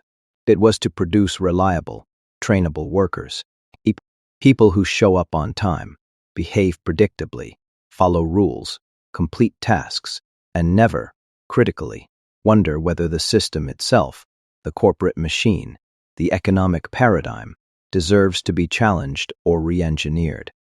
And the system, the corporate world, still benefits immensely from these traits today. Corporations do not need millions of innovators. They need millions of employees who will consistently trade their time for money, who will perform their roles diligently without disrupting the established machinery. School prepares you for that role exceptionally well. The tragedy is that students often internalize the idea that their intelligence, their worth, and their capability are entirely defined by external validation. Good grades mean you are smart, obedient, and capable. Bad grades mean you are careless, lazy, or simply not enough. This binary, external measurement carries over powerfully into adulthood. Many employees, unconsciously, continue to wait for their manager to tell them whether they are doing well, whether they are on the right track. They wait for the company to approve their promotion, to give them permission to advance. They wait for someone else to approve their ideas, to validate their creative impulses. In school, you literally need permission to go to the bathroom. In adulthood, people unconsciously expect the same permission for much bigger, life-shaping decisions, like career changes, creative pursuits, or entrepreneurial ventures. The initiative is outsourced. Another harmful inheritance from schooling is the pervasive fear of mistakes. In school, mistakes are punished. They lower your grade. They can embarrass you in front of peers. They separate you from the successful students. But in real life, in the unpredictable laboratory of true learning and innovation, mistakes are how you learn. Mistakes are how you discover what truly works and what does not. Mistakes are how you iterate, pivot, and ultimately grow. Entrepreneurs fail constantly. It is an inherent part of the process. Investors lose money on some ventures to gain on others. Creators release things that flop before releasing things that resonate. The marketplace, the engine of progress, rewards those who experiment, who iterate, who learn from failure. Meanwhile, schooling largely rewards those who avoid failure at all costs and who can perfectly repeat what has been taught. When you are trained to avoid mistakes, you are effectively trained to avoid innovation, creativity, and the very act of pushing boundaries. School also conditions students to believe that the correct path in life is linear, a neatly defined staircase. First grade, second grade, third grade, diploma, college degree, job, retirement. One step after another, one predictable level after another. Life is presented as a progression up a pre-drawn staircase. But real life, the messy, vibrant, unpredictable reality, does not unfold in a straight upward line. It moves sideways, backwards, diagonally, and often unexpectedly. Where careers shift dramatically, entire industries collapse, the demand for certain skills changes overnight, and transformative opportunities often appear entirely outside the carefully constructed staircase. But the people who adapt fastest, who thrive in this dynamic landscape, are rarely the ones who were best at memorizing information or following instructions. They are the ones who were willing to unlearn old assumptions, discard outdated mental models, and learn new ones quickly, continuously. Another subtle, profoundly powerful element of schooling is competition. Students are ranked against each other, pitted against one another, for the benefit of institutions that need a filtering mechanism. But this competition, while stimulating in some ways, tells people that success is scarce, that there is a limited pie. It teaches them to compare themselves rather than to collaborate, to protect their own standing rather than to share knowledge.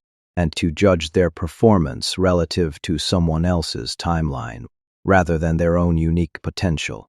In adulthood, this creates individuals who are deeply concerned with looking successful instead of hesbrakamorasgarpation. They often buy status symbols rather than assets, because status, external validation, was how success was primarily measured for most of their formative development. Perhaps the most damaging internalization of all is the idea that knowledge, wisdom, and the answers to life's biggest questions must come from external authorities. In school, information flows predominantly from teacher to student, from textbook to mind. Students are not typically encouraged to question, investigate, or challenge the source fundamentally. As adults, many continue to believe that the solutions to their personal and financial problems must come from experts, bosses, academics, or established institutions. They rarely trust themselves to learn independently, to forge their own paths, to discover their own truths. Yet, the most powerful and transformative learning in the modern era is self-directed. The internet has democratized knowledge, making information globally accessible. Platforms have democratized distribution, allowing anyone to share their insights. The only remaining bottleneck is self-belief, the courage to learn independently and apply that learning. Unlearning schooling does not mean rejecting education.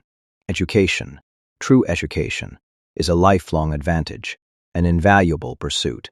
But education and schooling are not the same thing. Schooling, as an institutionalized process, ends. Education, the continuous process of expanding one's understanding and capabilities, never does.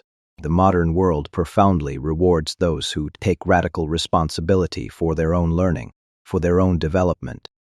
Those who treat knowledge as a dynamic tool, a means to an end, rather than a mere certificate of completion.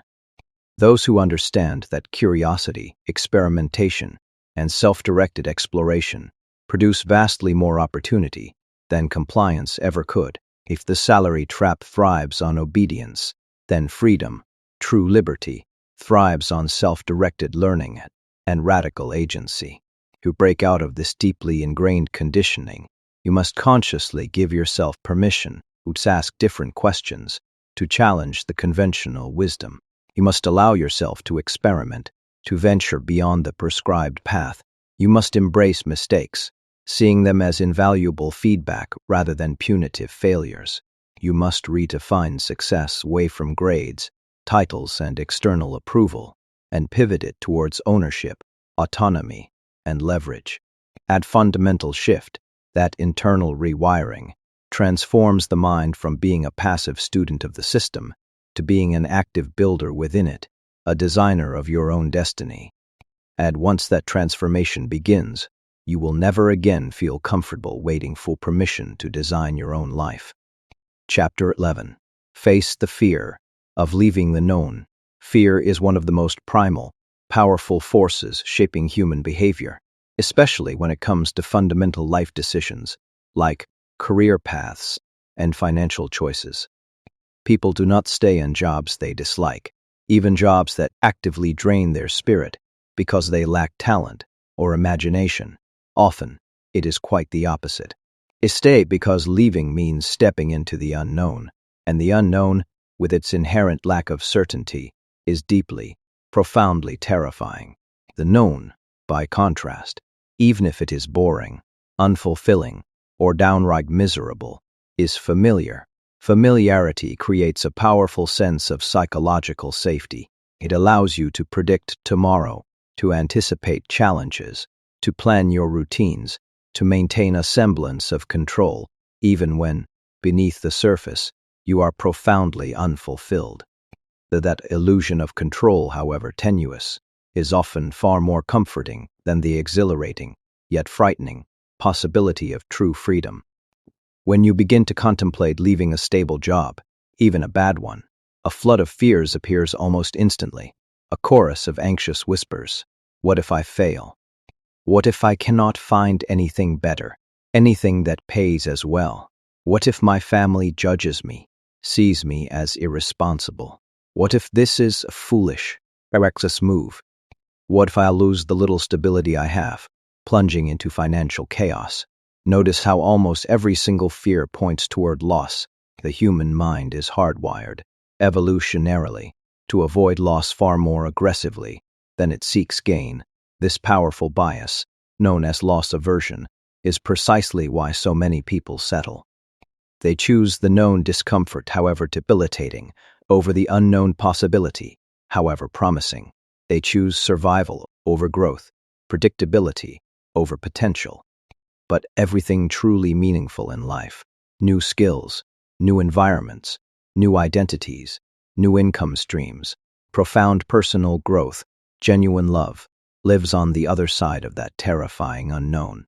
It lives in the space where you are willing to venture beyond what is familiar. Fear also feeds voraciously on timing. People tell themselves they will make a change someday, just not now. After the promotion, I promise. After the wedding. After the kids grow up. After the market improves.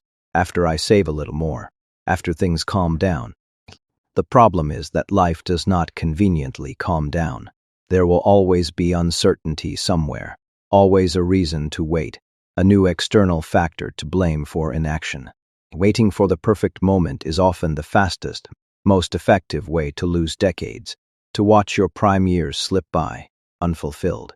The longer someone waits, the heavier their responsibilities become, the scarier the unknown appears, and the more alluring, the more unassailable, the comfort zone becomes. Time does not make the leap easier. It makes the cage stronger, more deeply cemented into your life. The workplace itself, the very environment you seek to leave, amplifies these fears. A job becomes more than just a source of income. It becomes a core part of your identity. When someone introduces themselves at a social gathering, they often lead with their role. I am a lawyer. I am an engineer. I am a senior manager. Titles, external markers, replace the deeper, more profound question of, who are you beyond your work? And when identity fuses inextricably with moitimete, leaving that role feels like racing yourself, like a mini-death of who you thought you were. If I am not this anymore, who am I? That existential discomfort, that deep fear of identity loss, keeps millions of capable individuals in roles they have long outgrown, roles that no longer serve their purpose. Identity is one of the most overlooked, yet powerful, forms of attachment in the modern economy. Social pressure intensifies it further. Society, generally, praises linear progression, stability, and adherence to conventional paths. Risk-taking, especially financial or career risk, is often labeled as reckless, irresponsible, or foolish. Ambition outside the prescribed system is labeled unrealistic. Entrepreneurship is called dangerous. Creativity that challenges the status quo is called impractical. And because humans are fundamentally social creatures, we internalize these judgments. Many would rather endure decades of quiet dissatisfaction, of unfulfilled dreams, than endure a few months or years of external misunderstanding, of being perceived as having failed. But here is the profound irony. The very same people who discourage risk often admire and celebrate those who succeed because of it. World fears boldness and celebrates boldness at the same time, reflecting its own inherent ambivalence. Facing the fear of the unknown does not mean you must leap blindly, recklessly, without preparation. It means you must stop treating uncertainty as an existential threat, as something to be avoided at all costs. Uncertainty is not the enemy. It is, in fact, the birthplace of possibility, the fertile ground where new opportunities emerge. Every major turning point in life, every significant step forward, inherently involves uncertainty. Starting a new relationship, moving to a new city, launching a creative project, learning a new, challenging skill, making a strategic investment. We accept uncertainty, even embrace it, in almost every other domain of our lives, except perhaps our careers, where we cling to an illusion of control even when it suffocates us. But the truth is simple and empowering. No one truly grows, in environments that offer only certainty. There is a practical side to this as well. The unknown becomes significantly less frightening when you build a bridge to it, rather than attempting to jump off a cliff. A bridge is built through diligent preparation, learning valuable skills, testing ideas on the side, creating small alternative income streams, building a robust network, saving a financial runway, and constantly expanding your optionality. The sheer number of choices available to you, dramatically reduces fear because it restores your agency. When you know you have options, when you have a plan B or C or D, the unknown becomes less of a terrifying gamble and more of an exciting exploration. The goal is not reckless quitting. The goal is to stop living as if the known is the only safe path, because in many, many cases, the known is not safe at all. Staying in a job that limits your growth, that stifles your potential, is dangerous.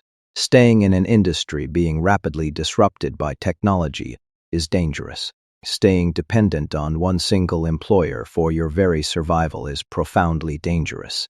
The danger just feels less visible, less immediate, because it unfolds slowly, insidiously, over time. Fear will always exist. It is a natural human emotion. The question is whether it governs you, paralyzing you into inaction, or whether it merely informs you, prompting careful preparation and strategic action. Instead of asking, "What if I fail?" ask, "What if staying is the bigger failure, the greater regret?" Instead of asking, "What if it does not work out?" ask, "What if it works better than I ever imagined, leading to a life I can only dream of now?" When you consciously face the fear of leaving the known, when you begin to challenge its seductive grip, you begin to trade certainty for possibility. And possibility, that boundless realm of what could be, is where a self-designed, truly free life begins. Chapter 12. Do not let a high salary trap you. A high salary is, without a doubt, one of the most seductive, insidious, and psychologically powerful traps in modern economy. On the surface, it feels like the epitome of success. It feels like tangible progress, undeniable proof that the system is rewarding you for your efforts, your intelligence, your dedication.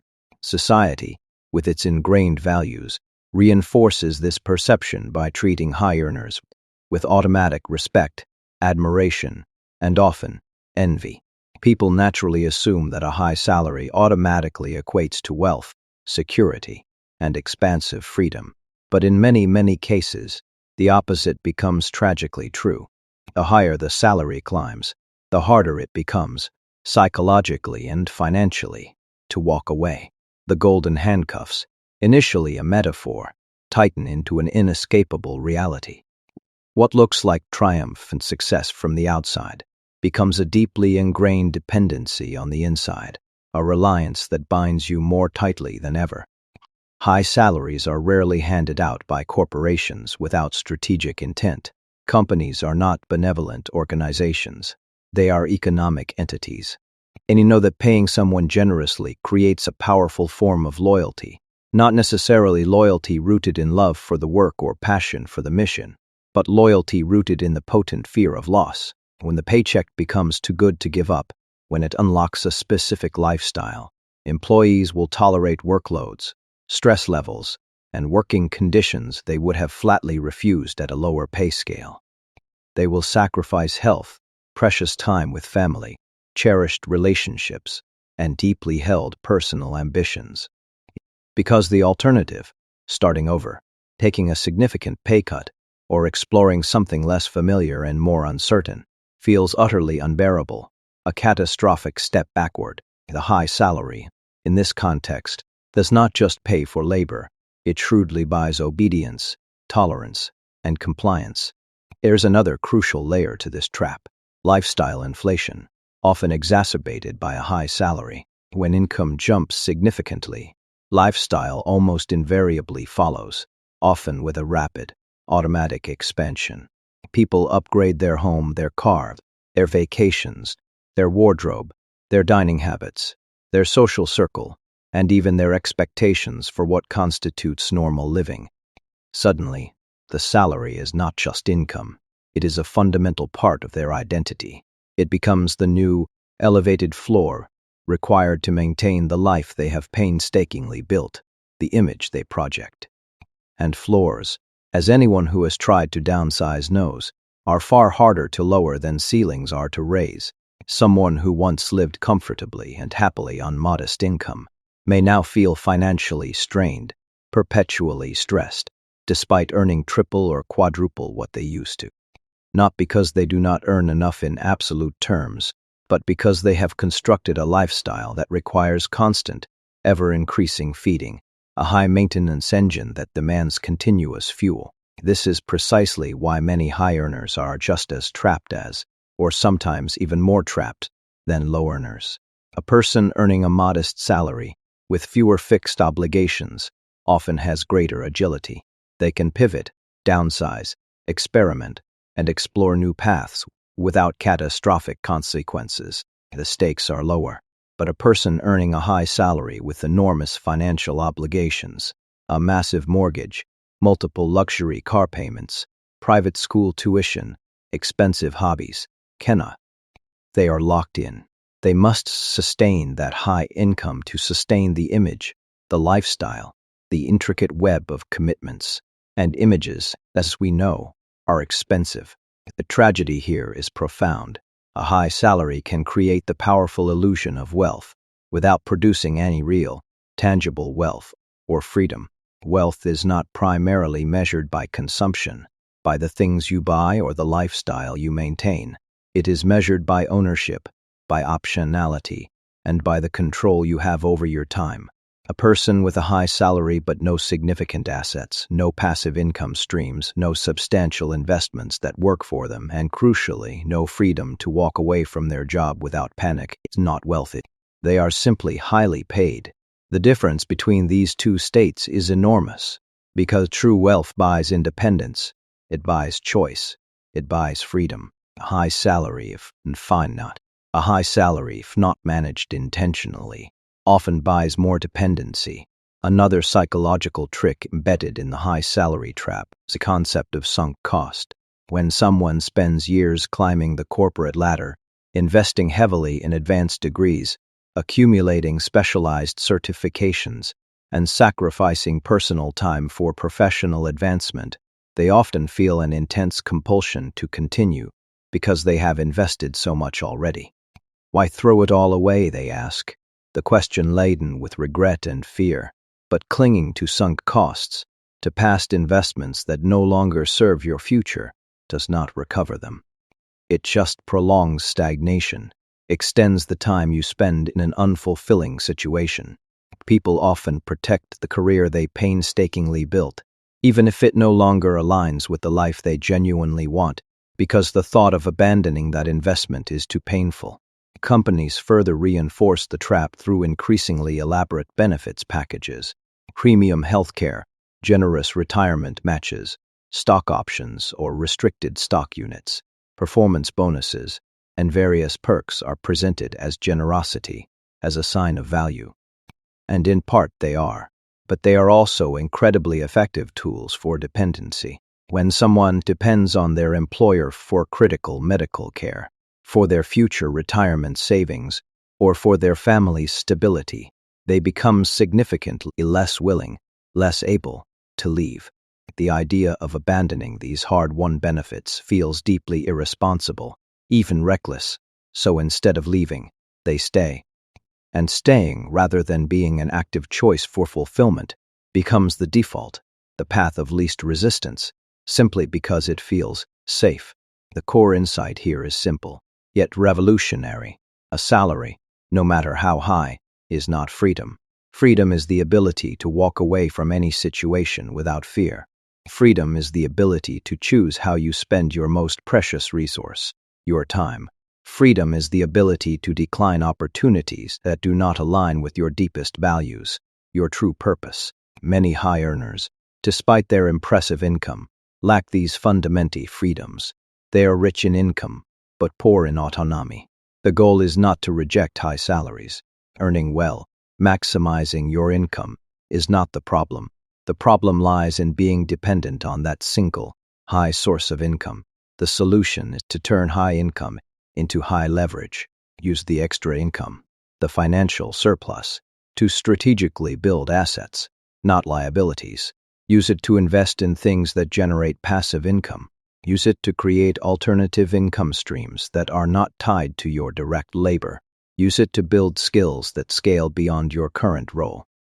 Use it to intentionally buy back your time, to create space for creative pursuits, and to continuously expand your optionality. When a high salary funds a deliberate path toward independence, it becomes a powerful tool for freedom.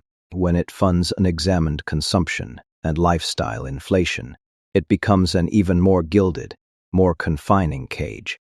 The real test, the ultimate measure of your freedom, is this. If your employer suddenly ceased to exist tomorrow, how long could you maintain your life, your essential needs, without panic? How long could you take to think, to explore new possibilities, to rebuild on your own terms? If the answer is not long, then the salary may be high, but the freedom is low. And in the long run, true freedom, genuine autonomy, and a self-designed life will always outweigh any number on a paycheck. Chapter 13. Calculate the opportunities you are not taking. Every decision you make in life, whether conscious or unconscious, has two distinct types of costs, a visible cost and an invisible cost. The visible cost is easy to measure, easy to quantify. It is the hours you clock in, the tasks you complete, the money you earn, the bills you pay. These are the tangible exchanges, the immediate consequences. But the invisible cost is much harder to see, much more challenging to quantify, and yet it is often the one that profoundly shapes your long-term freedom, your potential, and the trajectory of your life. The invisible cost encompasses the paths you did not explore, the skills you did not learn, the projects you did not start, the relationships you did not build, and the transformative opportunities you did not pursue. Inside the salary trap, people are meticulously trained, often from a young age, to focus almost exclusively on visible costs. This narrow focus serves a purpose. Visible costs are easily justified. They validate staying where you are, adhering to the familiar. I need this salary to pay my bills. I'm investing my time here to secure my future. These are logical statements. Invisible costs, however, are rarely considered, precisely because their impact is delayed, and often only fully understood in hindsight. Yet these invisible costs, also known as opportunity costs, are often the ones that ultimately determine a person's long-term financial independence and personal liberty. When someone chooses a stable, predictable salary over an uncertain, potentially transformative opportunity, they tell themselves they are being responsible, prudent, and sensible. And in some cases, they genuinely are. But responsibility without deep, critical reflection can easily and insidiously turn into stagnation. The opportunity cost of staying in the exact same place, in the same job, for 10 or 15 years, is not primarily measured by the salary earned during that time. It is measured by the skills that could have been developed, the risk tolerances that could have been cultivated, the entirely new industries that could have been entered, the innovative businesses that could have been started, and the multiple income streams that could have been built. The opportunity you do not take has a profound price. You just do not get a receipt for it, so it remains largely unacknowledged. Consider someone who has been in the same job, perhaps even the same department, for a decade. They have mastered their tasks, built rapport with management, and learned how to operate smoothly and efficiently within the system. On the surface, this looks like admirable progress, a testament to their dedication. But during those 10 years, what truly happened? Did they learn how to sell, how to market, how to lead creatively, how to build scalable systems, how to experiment with new ideas, how to create leverage that extends beyond their direct labor? If not, then that decade, while perhaps increasing comfort and income marginally, may have profoundly decreased their optionality, their ability to choose, to pivot, to adapt. And optionality, the sheer number of viable choices available to you, is one of the most valuable, yet often uncounted, currencies in the modern, rapidly changing world. Opportunity cost also applies directly to your energy, your most finite and precious resource. People often say they are too tired after work to build something of their own, to pursue a side project, to learn a new skill. This sounds like a perfectly reasonable excuse, an understandable human reaction to the demands of modern life, until, that is, you truly calculate the long-term cost of that pervasive fatigue. 15 years pass without building anything outside the confines of the job, that is 10 years without equity, without the power of compounding assets, without genuine ownership, and without developing personal leverage. The salary paid for your time, your immediate labor, but it did not pay for your potential, and potential, tragically, shrinks when it is unused, when it is left dormant.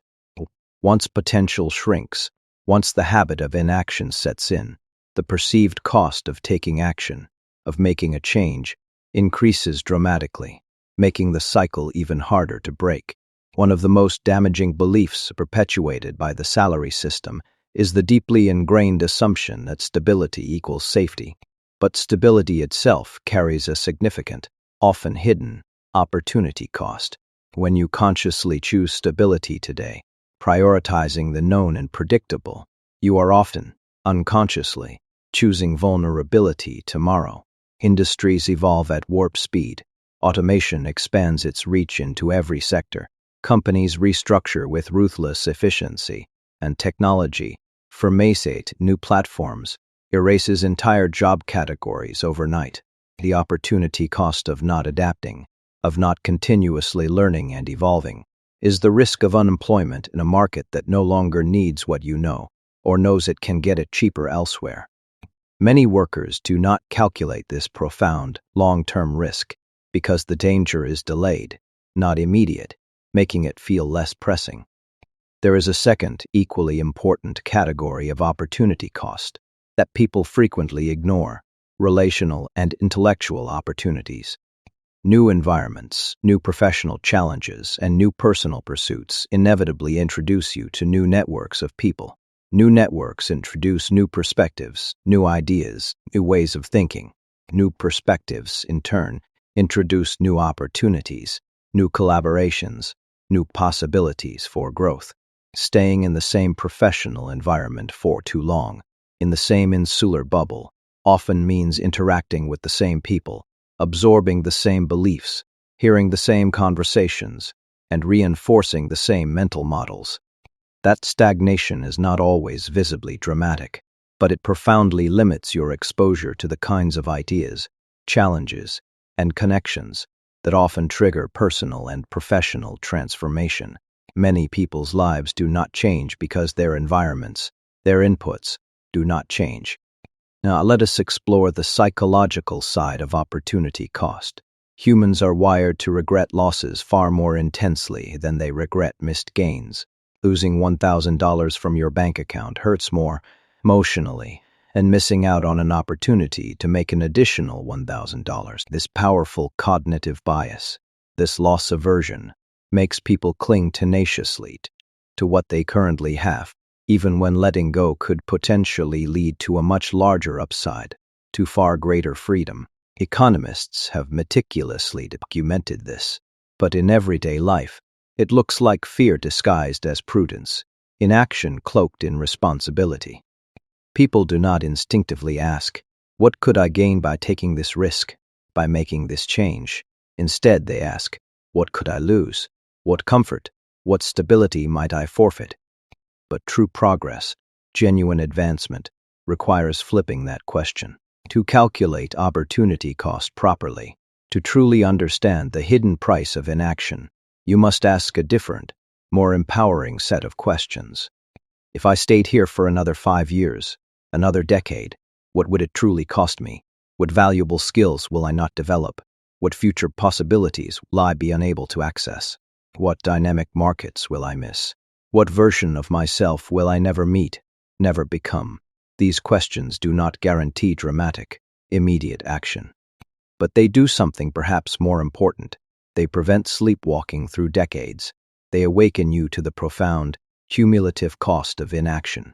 The most successful individuals, whether in business, creative endeavors, or profound personal growth are obsessively attuned to opportunity cost.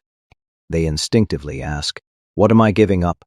By not doing this, by choosing the status quo, they treat inaction, the default path, as a significant risk, not a neutral choice.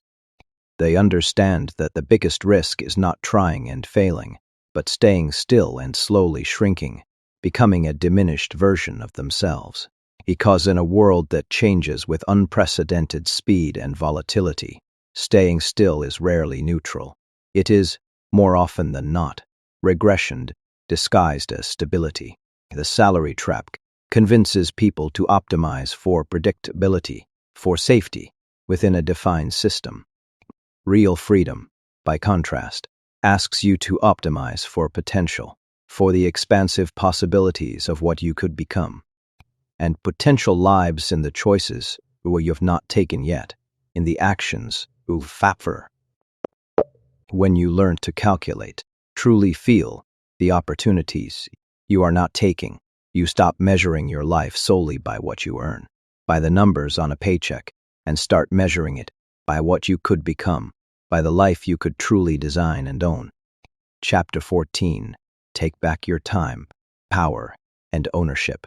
Time, power, and ownership are the three foundational pillars of a truly free and self-directed life.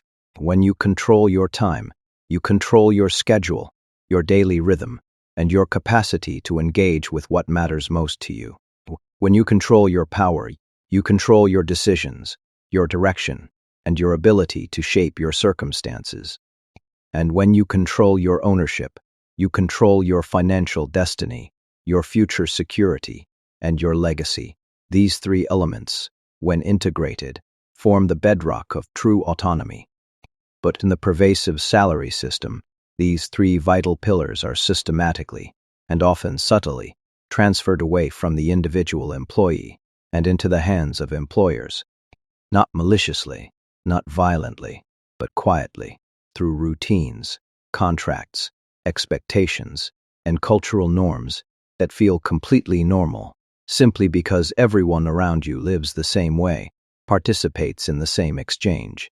This collective adherence to the norm lines us to the silent surrender of our most valuable assets. The most visible, and perhaps the most acutely felt, loss is time. A full-time job, with its associated demands, consumes the vast majority of a person's waking hours. Commuting, meetings, relentless deadlines, and administrative tasks fill the day to the brim. Weekends, for many, become recovery periods. Exhausted pauses before the next work week begins. Vacations must be requested, approved, and rationed, often with a lingering sense of guilt or urgency. Life becomes divided into small fragmented blocks, where freedom must fit into the cracks, into the margins, rather than becoming the expansive foundation upon which everything else is built. When your time is primarily controlled by another entity, your life becomes scheduled instead of truly lived. And a scheduled life, dictated by external demands, rarely leads to deep, self-directed purpose or meaningful self-actualization. Time is not just hours. It is the fundamental container inside which all possibilities, all dreams, all growth must fit. When that container is full, perpetually crammed with external obligations, possibility itself shrinks. Power is the second pillar, and it is surrendered, without most people ever truly noticing. In the traditional workplace, fundamental decisions about your professional life are rarely truly your own. Someone else decides what work matters most, how your performance is measured, what goals should be prioritized, who advances, who gets raises, and by how much, who gets cut during restructuring, and who remains in place. You may influence these decisions through your competence, your effort, and your political navigation, but you do not ultimately control them. The more you rely on a company for your identity, your income, your health, and your fundamental stability, the less power, the less true agency you possess. You become reactive, constantly responding to tasks, expectations, and deadlines, rather than proactively shaping a life intentionally. voluntarily. This is not a failure of character on the individual's part. It is a structural reality of dependency, a built-in feature of the system. Ownership is the third and arguably the most important pillar. Ownership is what, in the long run, produces true wealth. Ownership is what creates lasting leverage. Ownership is what ultimately generates profound freedom. When you are paid a salary, you are fundamentally renting out your time, your skills, and your energy. You are exchanging a finite, non-renewable resource for a fixed, immediate sum. When you own something, a business, a product, an asset, intellectual property, real estate, or equity a venture, your money, or the value you have created, works independently of your hours, independently of your direct, continuous labor. Ownership allows value to compound, to grow exponentially over time. Salaries, no matter how high, essentially reset every Monday. They are consumed and replenished. Ownership accumulates, building upon itself. This is precisely why two people can work equally hard for 20 years and end up in completely different financial universes. One earned wages, the other built ownership.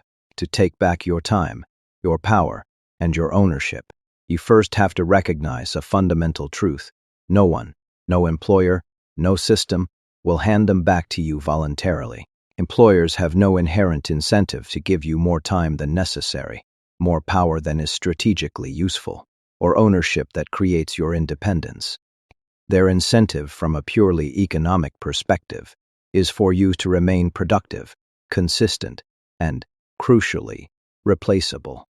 That is not a statement of cruelty, it is a statement of economic efficiency. This means the responsibility to change the game, to reclaim these pillars, lies squarely with you, not with the system. Reclaiming time begins with intentional allocation, not necessarily dramatic quitting or radical life changes, but carving out consistent, non-negotiable hours for building the life you say you want. People dream of freedom, yet fill their evenings with passive consumption and distraction. They wake up tired, go to work, come home exhausted, and numb themselves until tomorrow, perpetuating the cycle.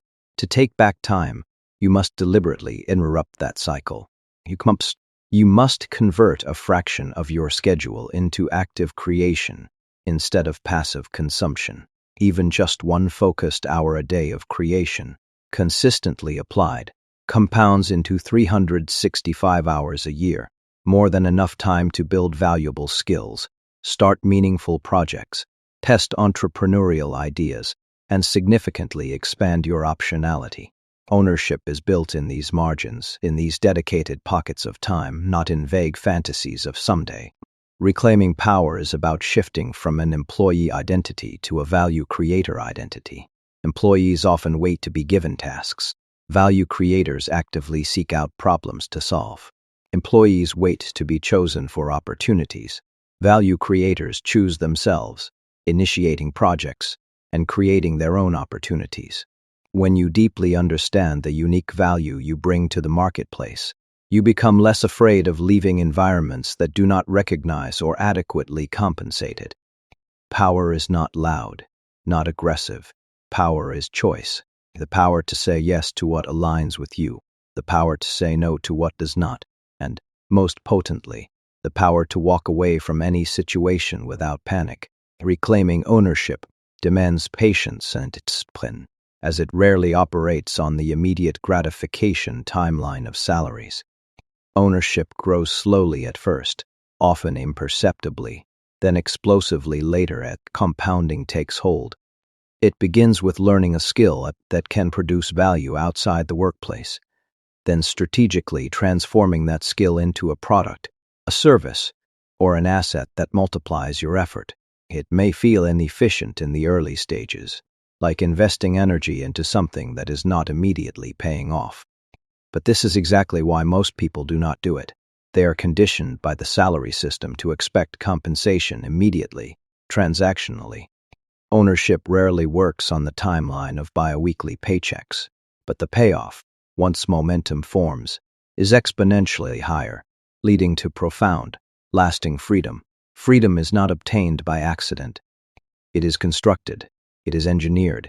It is built intentionally through a series of choices that prioritize leverage, long-term gain, and autonomy over immediate comfort and short-term security.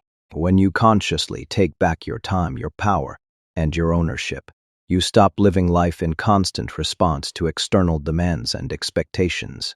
Instead, you start designing life according to your internal purpose, your deepest values, and your highest potential. The salary trap may control the first chapter of your life, but ownership, deliberately built, writes the rest, allowing you to author your own story of liberty. Chapter 15. Build systems that make money without you.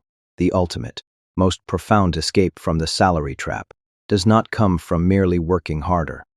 It does not come from climbing higher up a corporate ladder that leads nowhere.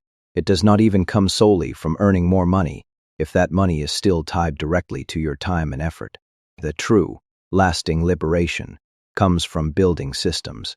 A system, in this context, is anything that continues to create value, to generate income, without requiring your constant, direct time, presence, or energy. Salaries pay you for your effort, for your active labor. Systems pay you for their structure, for their automated operation, for their inherent ability to scale. Systems convert your knowledge, your assets, or your meticulously designed processes into ongoing, predictable results. And once you experience income that does not depend on your daily labor, once you taste the profound freedom of passive or leveraged revenue, your entire relationship with work, money, and personal liberty changes permanently, irrevocably. Most people, trapped in the linear mindset of employment, are trained to think in terms of activities rather than systems. They ask, what do I need to do to earn more? When they should be asking, what can I build that will keep earning even when I am not actively doing anything? Activities stop when you stop. Systems, once created and maintained, continue to operate. This is why truly wealthy individuals, those who have achieved genuine financial independence, instinctively focus on building mechanisms, structures, and assets instead of merely performing tasks. They do not just sell individual products. They build saleable brands and distribution channels. They do not just complete projects one by one. They create repeatable, automated processes. They do not just work for money in a linear exchange. They build channels and assets that turn their initial work into compounding returns. There are many types of systems you can build, each offering a pathway to leverage and freedom. You can build creative systems, e.g., a popular blog, a YouTube channel, a podcast that generates ad revenue, sales systems, e.g., an e-commerce store, an affiliate marketing funnel, investment systems, e.g., a diversified stock portfolio, rental properties, distribution systems, g. newsletter with paid subscribers, a social media audience, technological systems, e.g., a software as a service product, an app, content systems, e.g., online courses, digital products, ebooks, business systems, e.g., a franchise, a business with strong operational procedures and delegated tasks. Consider the difference. A consultant who teaches 10 clients per month through one-on-one sessions is primarily performing labor, trading time for money. A consultant who records a comprehensive course once and sells it indefinitely to thousands of students has built a system, a leveraged asset. A trader who manually buys and sells assets every day, glued to the screen, is performing labor. A trader who utilizes automated strategies, algorithms, or invests in long-term, diversified investment vehicles has built a system that works for them. A designer who produces custom work for one employer or client at a time is performing labor. A designer who creates and sells templates, stock products, or licenses their works to multiple entities is scaling through systems. The beauty of systems is that they multiply results without proportionally multiplying effort. They decouple your income from your direct hourly input. Early in the process, building a system can feel incredibly inefficient, even frustrating. It requires planning, experimenting, testing, adjusting, and often a significant amount of upfront time and effort, without immediate, direct payoff. This is precisely where most people get discouraged and give up. They abandon the build phase because they are conditioned by the salary trap to expect transactional, immediate rewards. Salaries reinforce this mindset. Show up, get paid, repeat. But systems operate on a fundamentally different timeline, a longer-term horizon. First you build, then you benefit. The delay between effort and reward is not a flaw. It is the very source of compounding, the engine that makes the future exponentially larger than the present. Systems also create a crucial separation between your life and your labor. When your income depends on a robust system, instead of a rigid schedule, you gain something the linear salary model cannot provide: flexibility. You can travel, you can rest, you can dedicate time to deep thinking and creative problem solving. You can experiment without immediate financial pressure. You can invest time into long-term, meaningful work instead of being perpetually caught in short-term survival tasks. Flexibility is not a luxury, it is fuel for breakthroughs. Some of the best ideas, the most innovative solutions, and the most profound personal insights emerge when you are not drowning in daily tasks, when your mind has space to wander and connect disparate ideas. Systems buy you time, and time, in turn, buys you invaluable perspective. One of the biggest psychological barriers to building systems is the pervasive misconception that it is only for the gifted, the lucky, or the extraordinary. But systems do not require genius. They require structure, discipline, and a willingness to learn. They require repetition, consistency, and a readiness to package value in ways that can scale. The world is full of ordinary individuals who became financially extraordinary simply because they built mechanisms that consistently outperformed their direct hours. Meanwhile, many incredibly talented individuals who never built systems remain trapped by their own excellence. They are too valuable in the linear labor market to escape its gravitational pull. Another significant barrier is perfectionism. Many people hesitate to build systems because they want the structure to be flawless, fully optimized, and perfectly polished before launching it into the world. This pursuit of perfection often kills momentum and prevents anything from ever being released. Systems, like living organisms, grow through iteration, not theoretical perfection. Version 1 is supposed to be rough, imperfect. Version 2 is supposed to be better, incorporating feedback. Version 10 or 20 is where mastery and true impact begin to emerge. The marketplace rewards those who release and refine, who ship and learn, not those who endlessly prepare in isolation. There is also a misconception that systems must be massive, complex, and high-tech to be worthwhile. But small systems are often the most accessible and powerful gateway to this new way of operating. A consistent social media channel can become a distribution system. A curated email newsletter can become a communication and product delivery system. A simple set of templates or tools, shared and sold, can become a product system. A single rental property can become a financial system. A diversified investment portfolio, managed strategically, can become an income-generating system. What matters is not the initial size or complexity, but the compounding effect over time. The transition from a salary mindset to a system builder mindset is the transition from consumer to creator, from participant to architect. It is the profound process of shifting from working in your life, caught in its daily demands, working on your life, designing its fundamental structure. And once you start thinking this way, once you internalize the power of systems, you begin to see opportunity everywhere. Every problem you encounter becomes a potential product.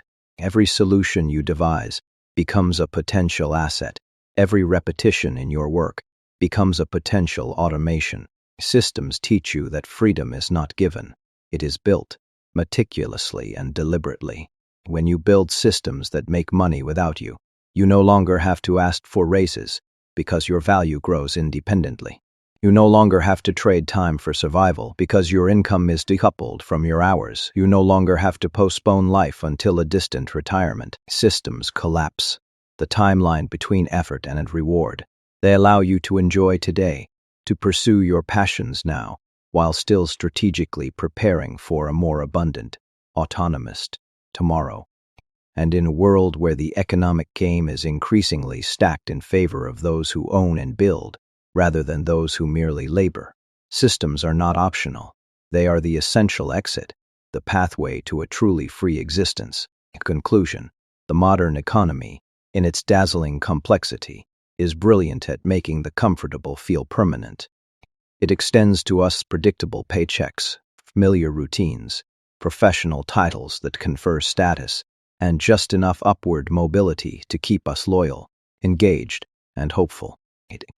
It encourages us to work hard, rewards reliability, and praises stability as the highest virtue. From the outside looking in, this often looks like a well-designed life, a sensible path. But beneath that polished surface, millions of people sense something missing. They feel a persistent ache, an undefined longing. They sense the profound, often unacknowledged, trade-off between safety and freedom. They sense the crucial difference between merely earning a living, sustaining an existence, and genuinely owning their life, directing its course. And that feeling, that deep intuition, is not a mistake. It is not an anomaly. It is a powerful, urgent signal from your deepest self. The salary trap was never, primarily, about money alone. Money is merely the visible bait. It was and remains fundamentally about control.